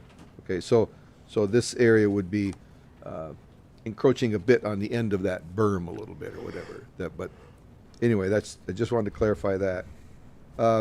Also, as moving to the right, going around parallel with the pool, outside of the pool area, what is that dark strip? Is that plantings or is that a stone wall or what is that? That long black line, it shows us a heavy black That's the sewer section line. through there. Or You septic want line. to point to it, maybe, Hubie? Yeah. This thing. It's just to the right of the pool. Oh, This area right here. it's an indoor. Okay. Is that plantings or It's an indoor pool? What is that? It was originally looked at as being a stone wall. This drawing is not totally current, and Public Works did not want to have something that they might, because it goes over a sewer line or septic line? Sewer line, and so that won't be there. Okay, well, that was one of my questions, actually, is where is the town's 30-foot sewer easement there? Because they've explicitly noted to make sure that there's no plantings or any construction over the sewer easement, and it's not shown on this drawing, I guess. Well, it's faint. It's there. It's so this is the original in parcel. This is what I was saying is the D 2.1 parcel that was acquired by the end of the 90s. This is that line. This is the sewer line. Oh, right okay. Here, and this is the easement. Okay. The label, I think, is on the overall sheet, but one of their comments was they didn't want. So this is a representation of a berm. They don't want berming over the sewer line, understandably so. So we'll make sure we stop that short. It's the 30-foot wide easement. And then we're proposing some plantings. This one's okay, but that are on that 30-foot line. Okay. It's actually sewer main. It's a pretty big line, so we're going to make sure we locate those outside. Also, any lighting plans for that area? And or the patio, where the sauna, the patio area off the health spa, and the Zen garden area, are there lighting plans that are not shown here? There are no lighting plans shown. We're looking at some ground lighting. We don't really plan on using this at nighttime. The Zen garden area, the sauna and cold plunge area would just have ground lighting for. Okay, so no pole lighting. Yeah, no pole lighting. Correct. And there are no explicit water control elements here, and I guess in the net you're decreasing impervious surfaces. That's correct. So that of course, you're creating a pond and so on. But was there an assessment about how the drainage is going to work here? Yeah, I mean, they're tennis courts now, so it's an impervious flat area. The Zen garden would be constructed on the flat area, but the amount of impervious area is going to be reduced fairly significantly. The tennis courts are 100% watered. They have to have water, so there's water out there already. So any water runoff from the greenhouses No. I'm hearing you say it's not going to be any more severe than what was already That's right. existing with the tennis courts. Have there been any problems? You're adjacent to some fairly steep areas there. Have been any problems in the past with erosion or whatever? Never, nothing. No. And then lastly, for the moment anyway, regarding the path, in that 100-foot strip, you talked about removing, dead trees, disease, whatever. My sense is this is going to be a minimum amount that we would have to remove in order to create the path. Yep. Are there currently any invasive species in that area, like honeysuckle or buckthorn or anything like that? Is there an intent to clear any of that stuff? Not looked at that. Yeah, that's outside of my realm of expertise. I couldn't say for certain. I mean, if it's there, it's going to be in the woods behind it and all around it. I don't know. I haven't seen I know honeysuckle. I haven't seen anything back in there. Okay. But it's pretty dense in there in the summertime to walk, so you really can't.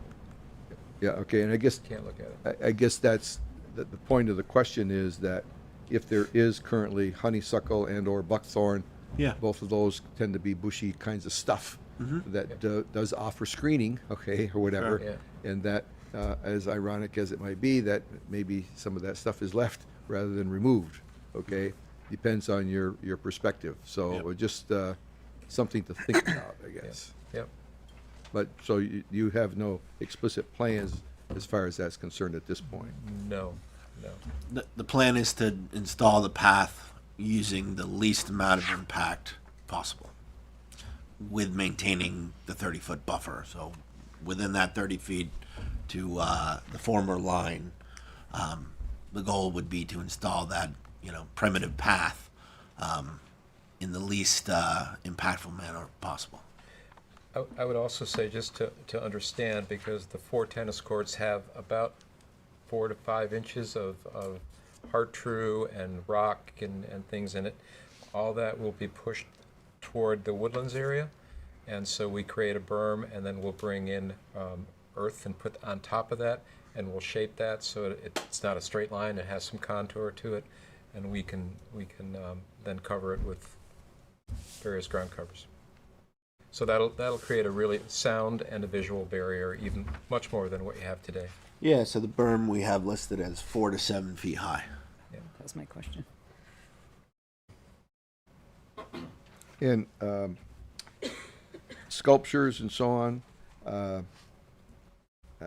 Say you get a sculptor that becomes world famous, and he or she has a piece in this garden, suddenly becomes world famous, and there's all kinds of traffic problems now. I just, beyond your wildest dreams, I guess. But this because they are sculptures and so on.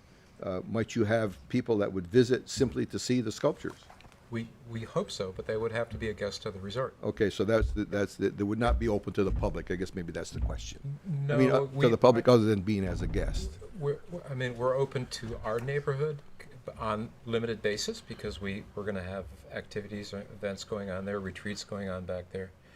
The sculptures might be metal, they might be stone, they might be wood, so it'll be a variety of components. But it's an amenity to the resort. It's an amenity to the resort, yes. That's all I have for the moment. Anyone else? Ian had his hand up at one point. Who has his hand up? Ian. Ian? Yeah, I had my hand up. I just have a couple quick questions. Remind me, so what is the surface going to be for majority of this now? Is it going to be grass laid, or is it something else, gravel? It'll be plantings. It'll be trees and flowers and herbs. There'll be rock in there. We'll be doing some contouring of the property so that it's not a flat piece, and to give some shape to it.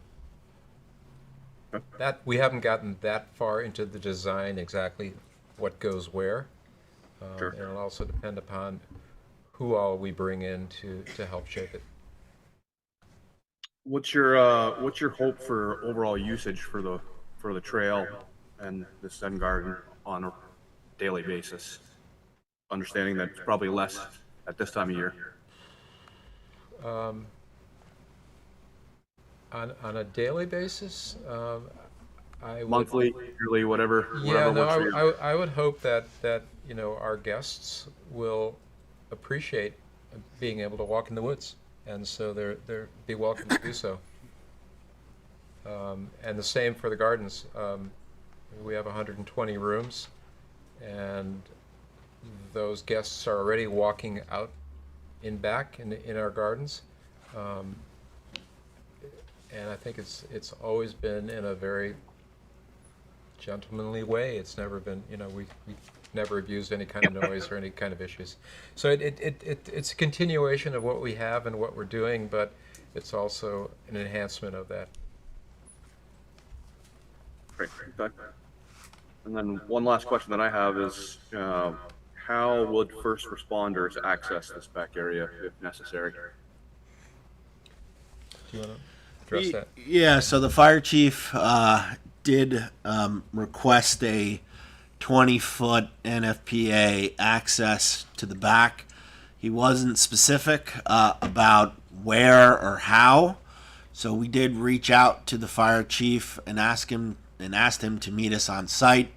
You can see staff included some correspondence there. I don't think we got the whole bit of it, but essentially he didn't feel meeting us on site was going to be prudent, I guess. So we're willing to provide the emergency access. What we've done, if you go to the, can you go to the overall plan that shows Peter's, or the multifamily building on the northeast corner at the end of Freeman Woods? 4 or 5 years ago. This one do it? Just a little further A little north. further. Yeah, so you see that L-shaped building on the top right of your screen there? Yep. So that's a multifamily building where Peter worked with another developer to construct. I actually sold the land. Oh, you sold it. I was Okay. not a part of that. Okay. So anyway, during that proceeding, the fire chief asked for access to the southern part of the building, and you see why I'm bringing this up in a second. We proposed a enhanced turf design, which is basically road fabric with a gravel layer, and then topsoil and seeding and mulching, and so it ends up being a grass drivable surface, but it isn't a 20-foot wide paved or gravel path. Could you show us where that? It's not on this plan, but it goes from the end of this path here to the end of this parking lot. Essentially goes right here. The fire chief wanted access to this corner of the building. Right? So the reason I'm talking about that is this is the most efficient access to get to the back. Over here, it's a couple hundred feet. So what we would propose is to do that enhanced turf that was acceptable to the fire chief here. Basically, we would add, the path's about 8 foot wide now, he wants 20 feet. So we would add 6 feet to either side of the path, all the way down, and create that enhanced turf on both sides of the path. So you could drive a fire truck down. And my understanding is he wants access to the structure, being the greenhouse. So we would bring that path, right around this area.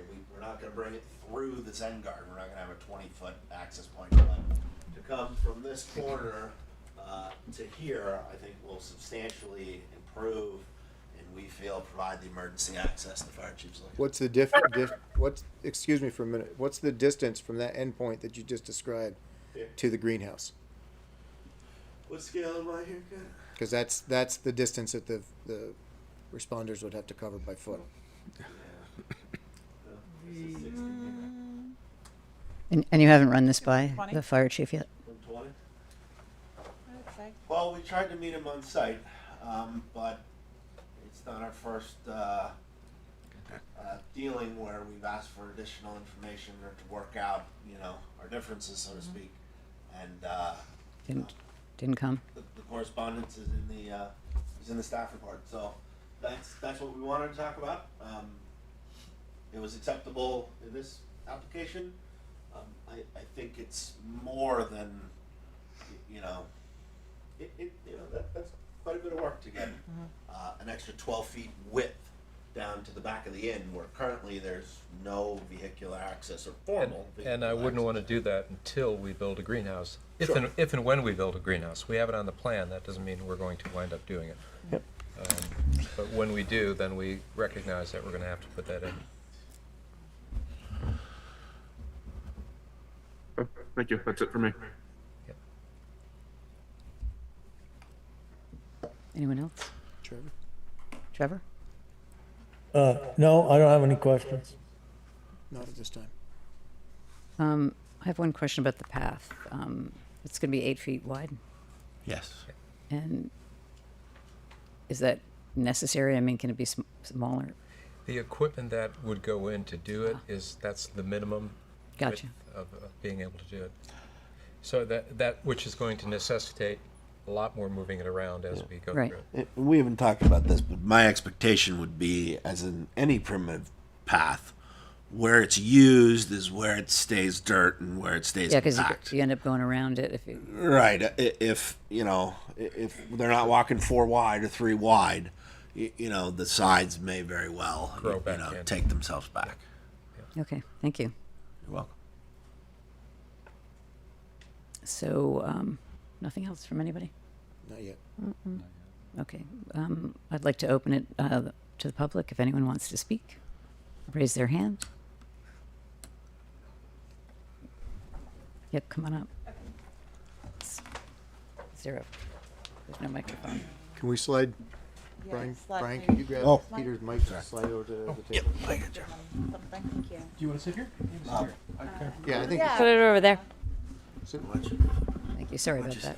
Have those chairs right there and have a seat. Reach. Okay. So I wrote. I have your name and your town. Yes, my name is Melissa Chalmers, town of Essex. Yeah, and this is my husband, Michael. I wrote, I'm going to read something written, but before I do so, I just want to point out, we live directly behind the spa. And this is a photo from our porch to the back end of the spa. And the buffer actually of 30 feet goes almost all the way up to our fence.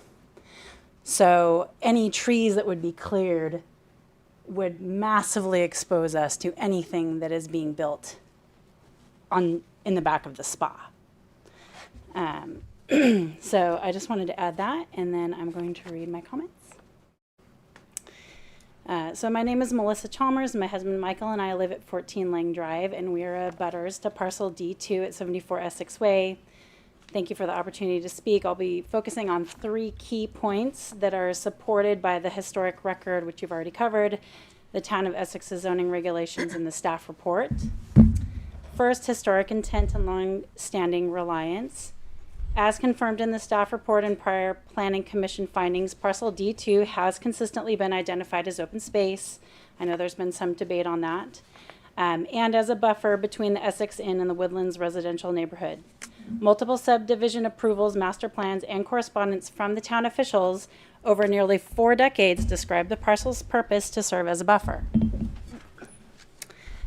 While parcel D2 may not have been formally deed restricted, it has been repeatedly approved, represented, and relied upon as a separation between the commercial resort activity and residential homes. Allowing this parcel to be converted into active resort amenities would not simply change landscaping. It would fundamentally change the land use relationship that prior approvals established and that residents have relied upon for decades. Second, the buffer requirement is not just a number. It is a performance and protection standard.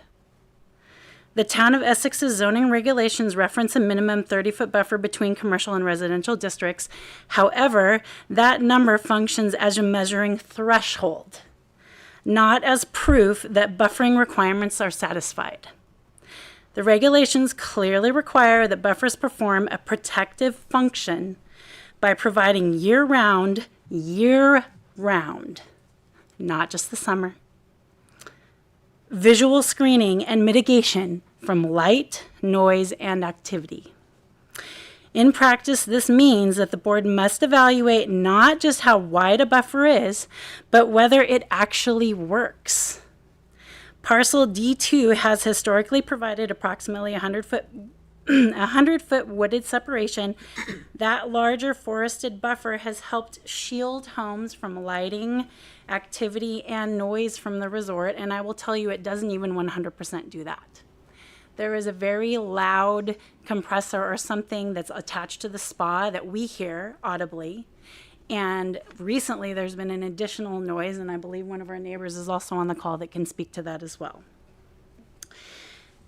Even with that depth of vegetation, we can already see lighting from the spa and hotel building on the ground floor windows at night. As I mentioned before, here's the demonstration to show you just how close the spa building is from our home, and that is with the current vegetation. As you can see, the buffer is already marginal from a functional screening perspective. Reducing what has historically been a deep wooded buffer down to a minimum distance while simultaneously removing trees and introducing new guest amenities does not improve compliance with the zoning regulations. It moves the site further away from meeting the regulations' purpose, which is to protect residential properties from commercial impacts. The 30-foot requirement is therefore best understood as the floor, not the goal. Where site conditions show that minimum distances do not achieve effective screening, the board has the authority and responsibility to require additional buffering or to limit development within that area. Third, the proposal represents an intensification of commercial use within the buffer area. The proposed 8-foot path, patio, and I guess no longer hot tubs, but even cold plunge, are not passive landscape features. They are designed to facilitate guest circulation and outdoor resort activity. That represents a conversion of a historically protective buffer into active commercial use. The fire department comments reinforce this concern. Active amenities require emergency access, infrastructure, and safety considerations that typically involve additional clearing, access width, and lighting. Those requirements are fundamentally difficult to reconcile with maintaining a forested visual and activity buffer between commercial and residential uses. Once amenities are introduced into a buffer area, the pressures to expand infrastructure and access typically increase. The result is incremental erosion of the buffer's function over time.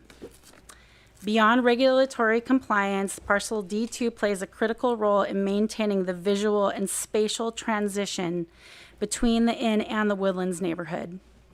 Removing mature vegetation and introducing guest activity would permanently alter that relationship. Exposing residential backyards, which is essentially what it would do, and homes directly to resort uses and diminishing the character that has been intentionally maintained since the original development approvals. In summary, the record demonstrates that Parcel D has long functioned as a buffer separating commercial resort activity from residential homes. Zoning regulations require that buffers function effectively, not simply meet minimum dimensions. The proposed amenities would convert this buffer into active commercial space and would undermine both the historic intent of the parcel and the functional protections required by the regulations. For these reasons, we respectfully request that the board deny the site plan amendment as it stands.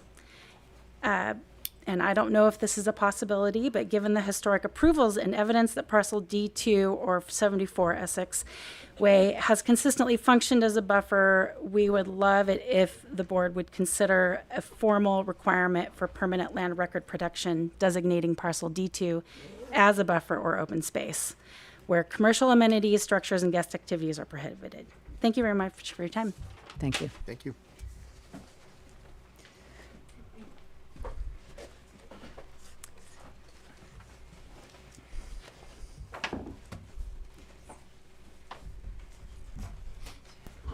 Good evening, folks. My name is Dan Mellinger, and I'm here with my wife, Sarah Mellinger. We're homeowners at 6 Lang Drive, which is an abutting property to 74 Essex Way. I appreciate the opportunity to comment on this application and particularly how it relates to 74 Essex Way, also known as Parcel D2, which we just heard much discussion of. I want to note that the staff report does an excellent job documenting the history of Parcel D2. It clearly states that Parcel D2 was identified as open space in the 1988 master plan. It continued to be shown as open space in later plans, including 1993. And as we've heard, a proposal to develop 74 Essex Way with housing in 2020 was denied in part based on that designation. And actually, I just want to clarify something we heard earlier. There was discussion about that denial of the housing proposal for 74 Essex Way in 2020 on the basis of single-family unit homes not being allowed in MXD subzone. That was included in the denial letter. It is a final paragraph of a 1.5-page summary of conclusion. And the primary conclusion for that denial letter, I'm going to quote a few things from that 2020 letter.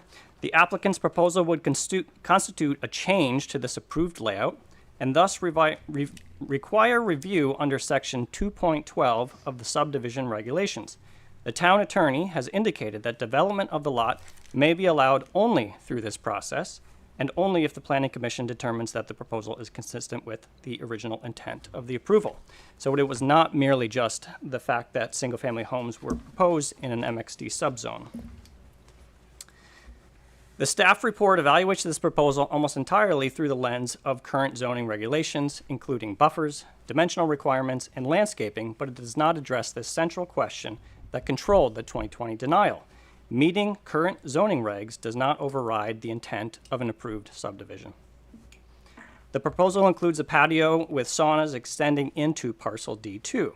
In 2020, the Planning Commission relied on the town's own definition of open space, being land that is not yet built upon or developed. This is a proposed development, and it appears inconsistent with how the town has previously interpreted open space for this parcel. In the 2020 denial, the Planning Commission concluded that changing parcel D2 from open space to developed land would require review under section 2.12, as I mentioned earlier. So I would like to understand whether the board has determined that section 2.12 does not apply here, and if so, the basis for that determination. In closing, I respectfully ask the Development Review Board to pause and address whether development on parcel D2 is consistent with the original subdivision approvals, the town's prior findings, and whether the subdivision regulations have been adequately applied to address this proposed change of use. Thank you. Thank you.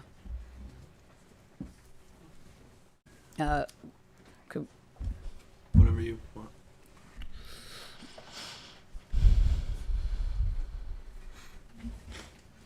Hi, I'm Pete Sandin. My wife Maureen and I live at 4 Lang Drive, so we are abutters to the parcel in question. We've been at 4 Lang Drive for 31 years, so I think we've been here longer than most of the rest of you. So it's probably just Peter and I who have been at these several meetings that people have been mentioning having to do with the buffer. When we moved in 31 years ago, it was a buffer. It was explained to us that that was a buffer between us and the inn, and it would always be there and stay that way. Interestingly, we just had some discussion of buffers in the previous issue, and there seemed to be some hand-wringing about having waived some requirements and now would like to take them back, and now it's too late because it's difficult to bring back the forest once you've taken it down. So I think this idea of an 8-foot path is a little ridiculous. If Peter wants the name of somebody who can make a 3-foot path without a vehicle, I can give him a name because I know of someone who would do that for him. You don't have to bring in the heavy equipment. If 8 feet is more than is needed for a Zen garden path, I think it could be done, which would reduce the impact, though I would like to see it completely disappear. So the comments last time were the cat's out of the bag, the damage is done. The buffer should have been maintained, but was not. We're trying to reforest. Somebody said we're trying to maintain the character of the forest. These were all the statements from the previous issue with taking trees down and then not being able to put them back up. So yeah, I think the 8-foot wide buffer is excessive. If you want a Zen path, you shouldn't be building 8 foot wide. It makes me wonder what's really going on if you need an 8-foot path to get to the Zen garden. What else can go? I mean, I can drive my car through an 8-foot path. So what else is going to drive through there? You know, I don't know how this will come out. This is, you know, another of Peter's ideas. He's had a lot of other ones like zip lines, ice climbing, tennis courts, trout pond. And, you know, 3 or 4 years from now, he'll have another one. And we'll be back again because he'll have some other idea of what to do with the buffer. And then we'll have to go through this all again. I worry about this. I think it should, I mean, you're a little disingenuous to having all this history and then buying this to develop it. Point your directions to us, please. Okay, all right. You know, I mean, eyes wide open, everyone knew what the history was and that had been a buffer. It was turned down several years ago when you were there with us. Sir, direct it towards us. Okay, so Peter was there with us trying to be responsible. 5 years ago or whenever it was, when they tried to build the 2 houses, and he was strongly opposing that. And I thought he was kind of protecting the inn and, you know, protecting the buffer for the inn, but it turns out he had his other ideas.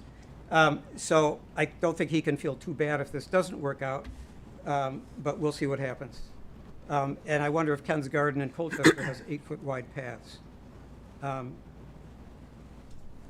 Dan already made the point about the 2020 denial having very much to do with the history of the buffer. So I think the putting in a 8-foot wide path is my main issue, along with everything else. There'll be a lot of traffic. There could be trespassing with all that traffic, certainly decreased privacy, and I think it certainly goes against the original intent of what 74 Essex Way was supposed to be. So I hope you will deny this proposal. Thanks. Thank you. Is there anyone online? Just want to make sure. Anyone else in the room? There's a hand up online. Yeah, there is. Oh, Online can go first. There's one that said neighbor. Yeah, you can go. No, it's Mike and Barbara. Lynn. Top left. Top left. Oh, okay. You can go, but let's let the next person online. We're going to let speak. I'm happy to wait if someone's. Oh, no. You go ahead. Okay. Hi, I'm Tiffany Gershon. I live at 2 Lang Drive. I've been there now for almost 6.5 years. Almost 7. Yeah, I just want to make sure that first I am telling the truth. We didn't do that. All of us are from Essex. I don't believe Peter is from Essex, so I just want to remember that we're here to really focus on our community. I know Peter is a great part of it. He's brought many great things. He has a lot of ideas. He's a dreamer. He's a great person. But when it impacts the people of Essex, that's where I draw the line. With that, it was perfectly planned that we had that other one prior to us. As Peter had mentioned, that last site that we looked at, we're looking at Corporate Drive, and behind the building was a 200-foot buffer from the industrial area to the neighborhood of Sand Hill. That was really nice, 200. We thought we had 100. And for us to be taken away like that, it's hard, and I hope that doesn't happen. We all listened for probably 30 minutes, maybe 45, of all of you working on the 50-foot buffer in front of a industrial road to a business. This is our backyards. This is our home. This is where we have private moments with family and friends. We are not looking for guests to come and be a part of that. Like I had mentioned in our writing that we all entered in, I live right on the corner. I see these guests all the time, and I welcome them to our neighborhood. They walk our streets all the time. We talk about what to do in Essex. To bring them in our backyard it's just not right. I do hope that you guys take that time to consider that industrial park with the 50-foot buffer and think of your fellow Essex residents. And I just want to say how you had mentioned that in the permit, the land was written as open space, but it wasn't written down in the permit as open space. And you had just mentioned prior that mistakes happen. So it was approved, written as open space, just not specifically in the writing. So I think we might have had a mistake there as well. So this is our chance to make sure that we don't fall in that trouble again. So I just want to say thank you for being there for us, and I hope you are. Thank you. Thank you. Mike and Lynn.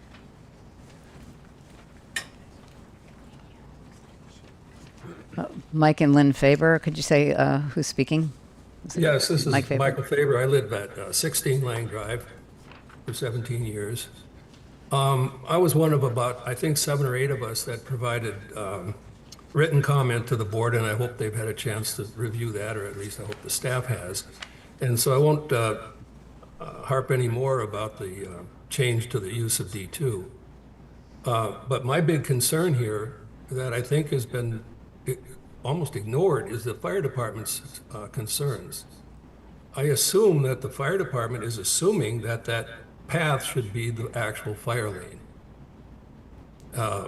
In having not met on site, who knows? But until that is resolved, we're assuming here that the developer can provide safe fire access from the north side of the proposal behind the resort.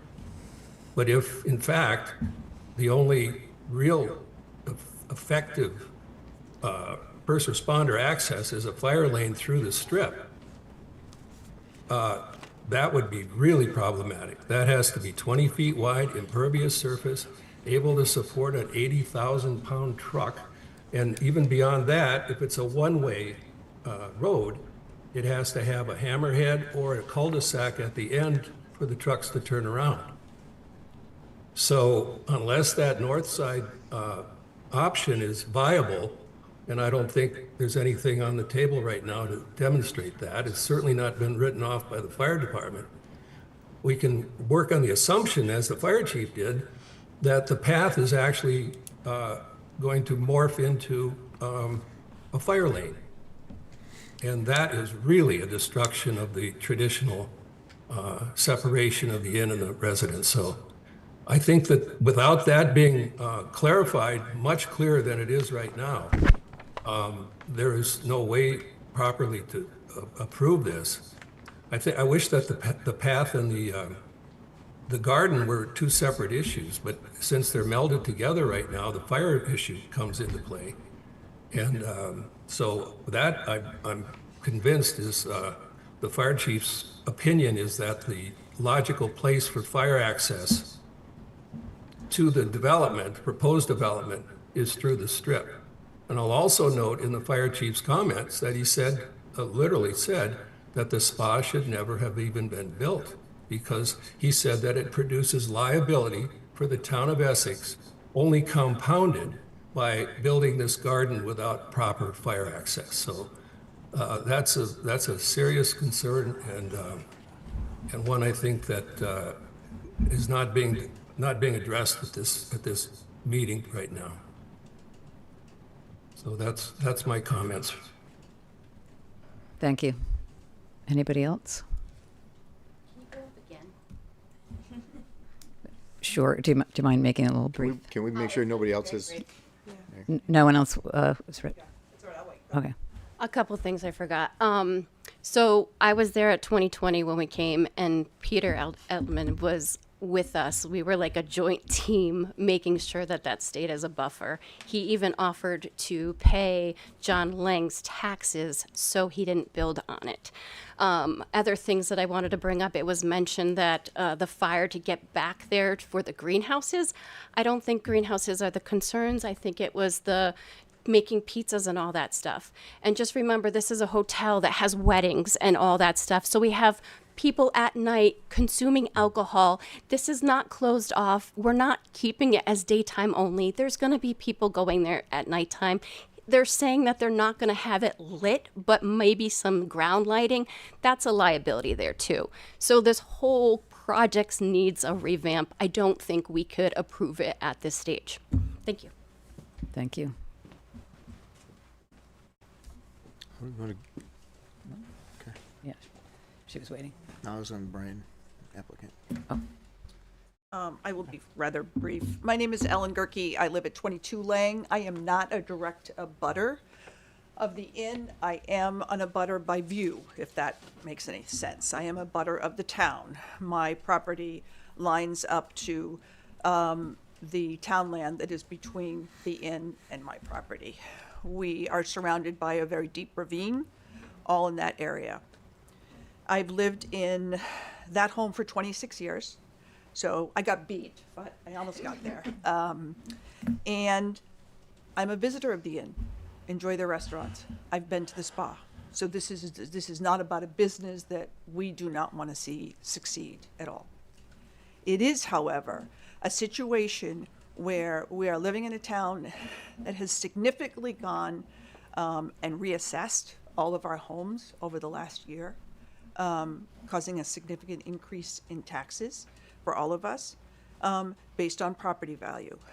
For most of my neighbors who are here along Lang Drive, like I said, that path is not necessarily going to be something that's directly impacting me.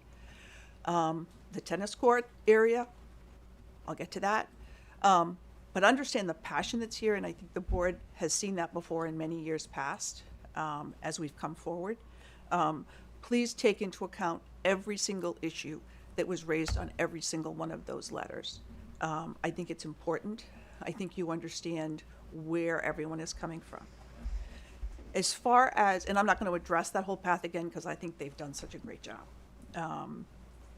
I do have a great concern of the Zen Garden and how it takes over the tennis court area, which have not been used in years. Fact, overgrown, not a lot done down there. It's a pretty much an area where most of the landscaping is excess landscaping is dumped. So the sound of a Zen garden, the sound of having it, all the key points of what Vermonters want to hear, makes it greatly sound like open space. But as Tiffany just said, we have 12 hours of daylight almost in the summertime. Maybe not. Wouldn't it be nice to have that now? You have people out there all the time. It's a garden. It's going to be an area. They'll serve liquor out there. They'll serve all those things. I think all of that, as zen as it sounds, and I would love to go sit on the edge and just be quiet, but I don't see that as what's going to happen. And I think that impact has to be anticipated for what everything else is. And I have to also say, as Mike Faber said, and others, we've been in the neighborhood a long time. We keep having the same conversation. I respect a business that wants to do well. As I said, I've supported it. But this needs to be taken seriously and looked at in the future. And not only that, it keeps changing. We just learned things tonight that we hadn't seen before. So let's really take a deep look at it. Take every single one of those comments into account. I think they all have value and they all approach it from very different levels. So anyway, thank you, appreciate it. Thank you. Anyone else? Online? Mike and Lynn Faber, did you mean to still have your hand up? Nope.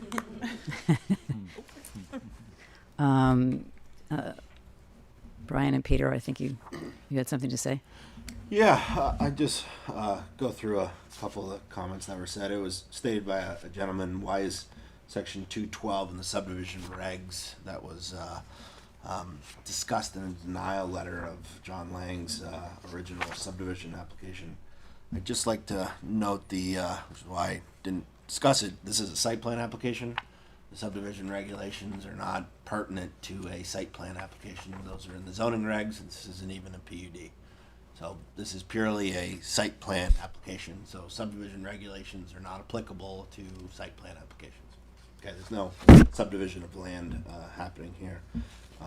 Regarding the town's definition of open space, which is the only item I can find where, by that I mean the master plan that said this was open space, per the town's definition, it's not yet developed. Well, until land's developed, it is open space per the town's definition. To me, that doesn't hold any weight as far as it's supposed to be maintained open space in perpetuity. That's where covenants, deed restrictions, and approval conditions come into play. And then the 200 buffer on Corporate Drive was mentioned. That's an industrial park. This is a mixed use area where commercial and residential is assumed to be in more close quarters than some of the more intense uses in industrial park. And I don't like mentioning it, but landowners and business owners in Essex also are a huge benefit and have a significant impact on the town of Essex community, regardless of where our mail may be sent. That's it. Do you have anything to say? Yeah, I appreciate all the comments. I appreciate everybody coming here with your comments. I understand it. I do not appreciate Brian, It's, can you move the mic to Peter, about no. being, Can you about speak? being, okay. Speak to us, speak I to do not us. appreciate being termed as disingenuous. If there is a better way to do a path that's shorter, or I'm sorry, not shorter, more narrow, I'm totally open to that. It doesn't have to be an 8-foot path. If we can figure out how to make it a 5-foot path, three is a little ridiculous. You can't walk on a 3-foot path because things do grow in on it. You need some space where you don't have trees constantly having to be trimmed. Totally open to that. There is no way this can ever be seen as an access for a fire truck because there's no road access. How would the fire department even ever get in there to have this be a fire access? There's nothing that. You're talking about the nature trail. The nature trail, yeah. I just, I do take offense at being disingenuous. I've done everything my entire career here openly and with an eye to this community, and would plan on continuing doing so as long as I'm around.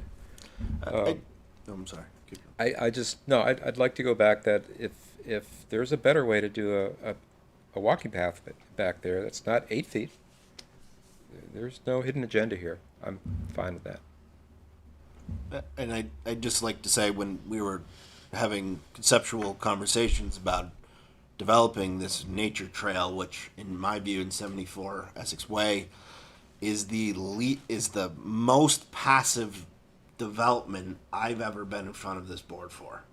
We weren't sure that this was even under your purview. If you look at Saxon Hill and all the trails that are going on out there, I don't know how many trails this board has approved, but my guess is near none. All right, maybe easements for future trails, but I'm just saying that we feel we have the development rights to build up to 30 feet within this 100-foot strip. You know, there was a lot of discussion about, maybe intentions or, but we've yet to see any, hard evidence that this was a buffer and not just a 100-foot strip that the Langs held on to, for a number of years. But the development proposed within it, again, is the most passive development that I'm not even sure if it's within your purview, but here we are. We wanted to make sure we dot the I's and cross the T's, and are open to discussions with you folks on what you'd like to see. So, I'm also open to saying that in the future, in perpetuity, this land is never going to have any residential or any roads or any lights on the walking area. That's not the intent. I likewise, when you buy the home next to a commercial property, you know what you're buying, and you can come there in the wintertime and you see where you are, and this doesn't change the nature of that. So I just, again, there's no development intent here, and I think to call a walking trail a development is a little far-fetched, but that's as far as it goes. Okay, I think would you like to speak? On something, as long as it's something that you haven't said already? Yeah, it is. Okay.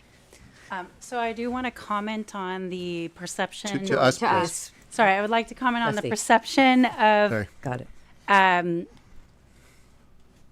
buying into, knowingly buying next to a commercial property.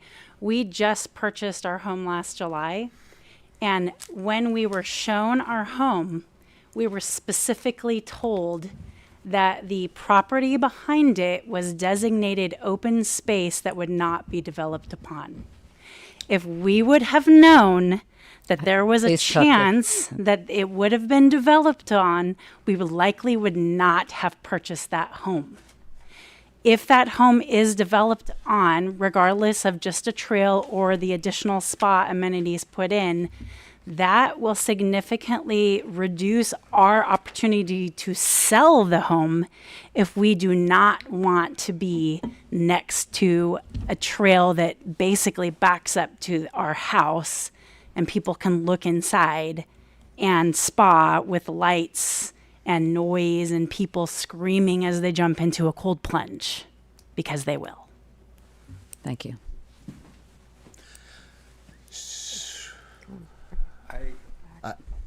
Do you want Well, to handle that?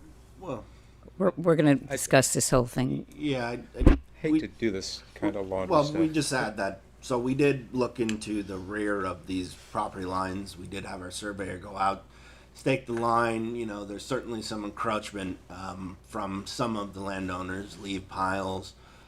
You know, there's certainly not tree buffer all the way up to the limit of the buffer. There's also a deck within the rear yard setback of one of the properties. All right, so this 100-foot strip, privately held, we'd certainly be open to a boundary line adjustment in order to fix that scenario, which, you know, if it is a 100-foot privately held developable lot, you can certainly do a boundary line adjustment to alleviate that issue.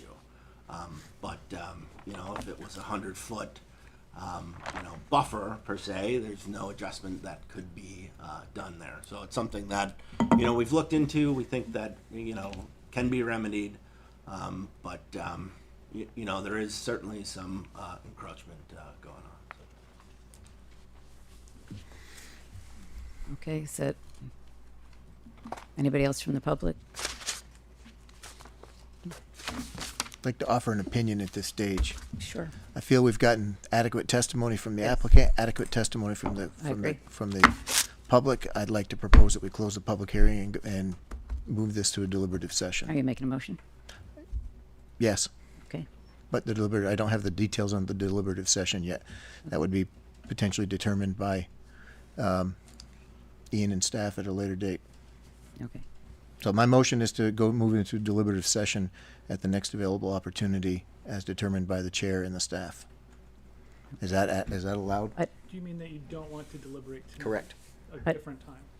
Okay. Yep, you can deliberate anytime you want. It doesn't have to be tonight. It could be tomorrow, later in the week, next week. My motion is to deliberate in a deliberative session, a closed deliberative session.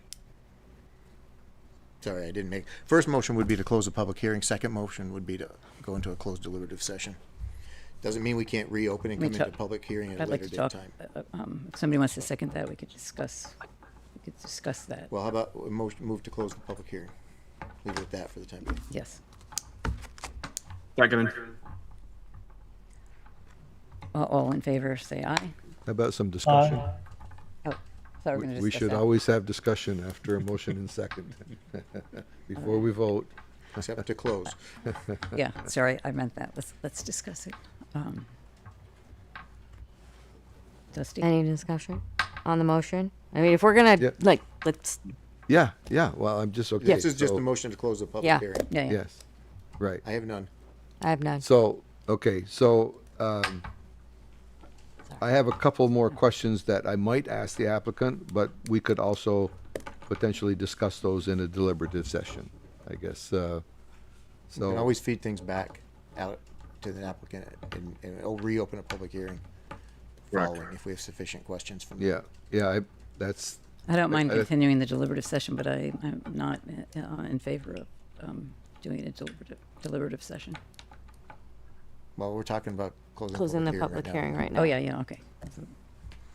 Because I think in the presentation by some of the members of the public and some of the responses from the applicant, except it has suggested that there's some opportunities for adjustments, if you will, okay, that seem, what do I want to say, acceptable by the applicant and so on. Some have been suggested and so on. So we could deliberate with that information we have, or we could ask the applicant directly. I guess that's my question. Would we want to ask the applicant directly? If we ask for more input, we have to open the public hearing because we haven't It's not closed yet.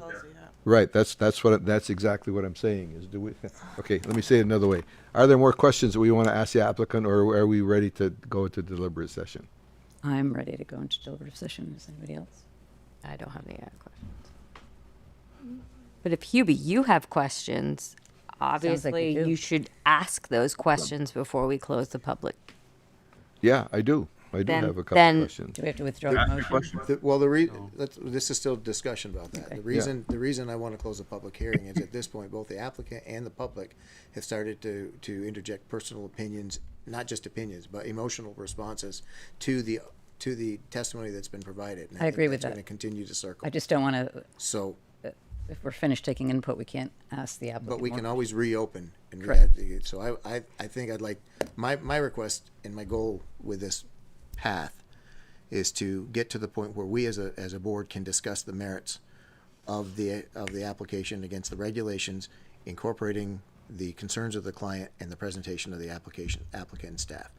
Are we going to have questions that come out of that? I fully expect that we will. Mm-hmm. But if we I see where you're going with this. I'm not opposed to continuing public input, but I want to get us to a point where we can have a clean deliberation. And I'm not even discussing the terms of the deliberative session right now. It's just that's why I want to close the public hearing at this point. Well, I already agreed with you. Yeah, well, this is to counterpoint Hubie's, point and Stephanie's point about asking the questions now. What do you think out there, Trevor and Ian? I'm in favor of going to deliberative session at this point. If we need to reopen to ask public or staff or applicant, we can. Yeah, I agree with that.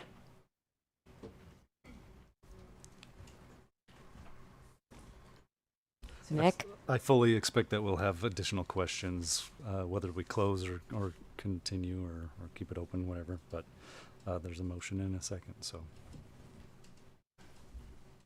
So, do you want me to, are you set? Is everybody set? Call the question, I guess, would be the next stage.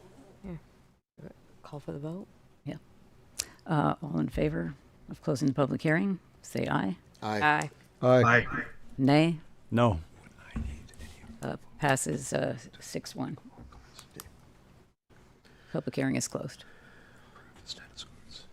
So now the next stage would be a deliberative session, and we can do the deliberative session tonight, but we've talked about having a time limit on our meetings. So are we going to do this and we're going to, circle the drain on this tonight? Or can we more effectively have a strict deliberative session to review this? By deliberative material? session, you don't mean deliberate, you mean out of the public eye. It could be either. I'm talking about having a deliberative session, and I'm Okay. trying to be respectful of the discussions that we've had about time limits on the evening and how long we continue to hash something out. So Gotcha. we could continue the application to a future date and time, but we still got to ask the questions of ourselves and get to a point where we know what our questions, either our questions for the applicant or whether we're ready to make a motion. So that's what I'd like to get to. I'd prefer to do it as a private deliberative session, and it can be part of the next meeting, or it could be, I don't think we could necessarily get to it tonight, if we're going to try to observe that 9 o'clock limit that we've talked about, unless, Oh, Chair, Did we decide at 9? well, it was 9:30. 9:30. 9:30? Okay, was well, then we 30. could potentially do a deliberative session tonight. That was even debated, so. Yeah, but it was just, however we want to go with this, I'm open I to. personally would like to have some discussion first so that the applicant sort of know, like even if we have to continue it or whatever, that the applicant sort of knows where he stands. 'Cause there are some issues that probably need to be discussed. See, and And I think we could do that in half an hour. but I'm not sure that, and I won't argue that because I agree with you. But I think the discussion is amongst ourselves, and either we come up with recommendations or conditions that the applicant has to meet and agree to. Going back and forth right now, I think we've heard there's room to wiggle, so we can dictate what the wiggle should be, and let the applicant then decide if they want to do that, or not, if we don't even want to go that far. So that's where I was headed to. A private deliberative would be my preference in this situation, but I'm open to however we want to go with this. And we could do a private deliberative right here, right now, by going upstairs. But Rather have that in the open. that's fine. I don't know how everybody else feels. I'm always in favor of the private. I'm the only one here that feels that. I just feel that I don't feel that that's a I don't feel transparency there's thing. I don't feel there's any think- threats here. We have the ability, not only do we have the ability based on our operating procedures, but also the recommendation from our attorney stating that Now I have to go against the VLCT. deliberative sessions are not only welcomed but or accepted, but they're welcomed and generally a good idea. I disagree. It's total lack of transparency unless it's absolutely necessary. I disagree because we have the option of when we come out of deliberative session to announce what our questions were and what our reasoning was. It doesn't have to, it's not a 100% private session. It's just our conversations we have the opportunity to have a conversation ourselves. I'll wait till after Trevor has a chance. I gotta. Trevor?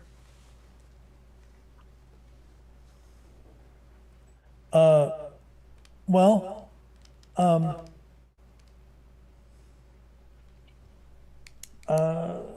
I don't know. I mean, maybe a private session would be good. So, I'm prepared to offer a motion for us to poke on and go wherever it wants. I would move that we go into private deliberative session immediately.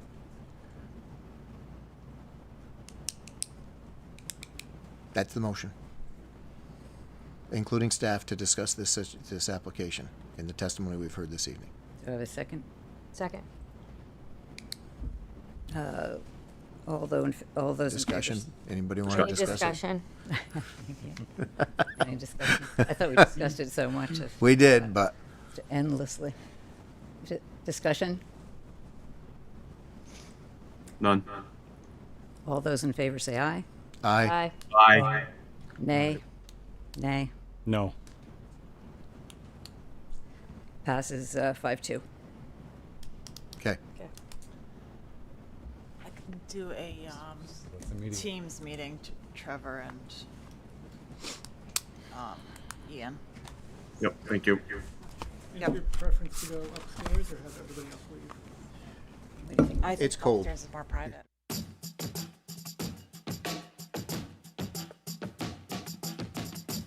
Live. What? The microphone is live. Okay.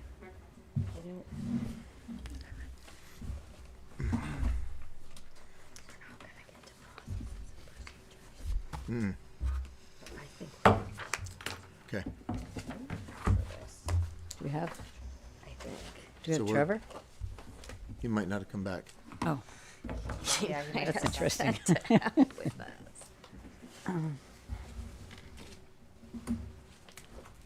You ready to speak to the world? I was just waiting for Trevor, but I think he's not coming back. So, just for the public, we're still in deliberative session. We haven't made a decision yet, and we'll make a decision within 45 days minimum, but I assume it'll probably be much shorter than that.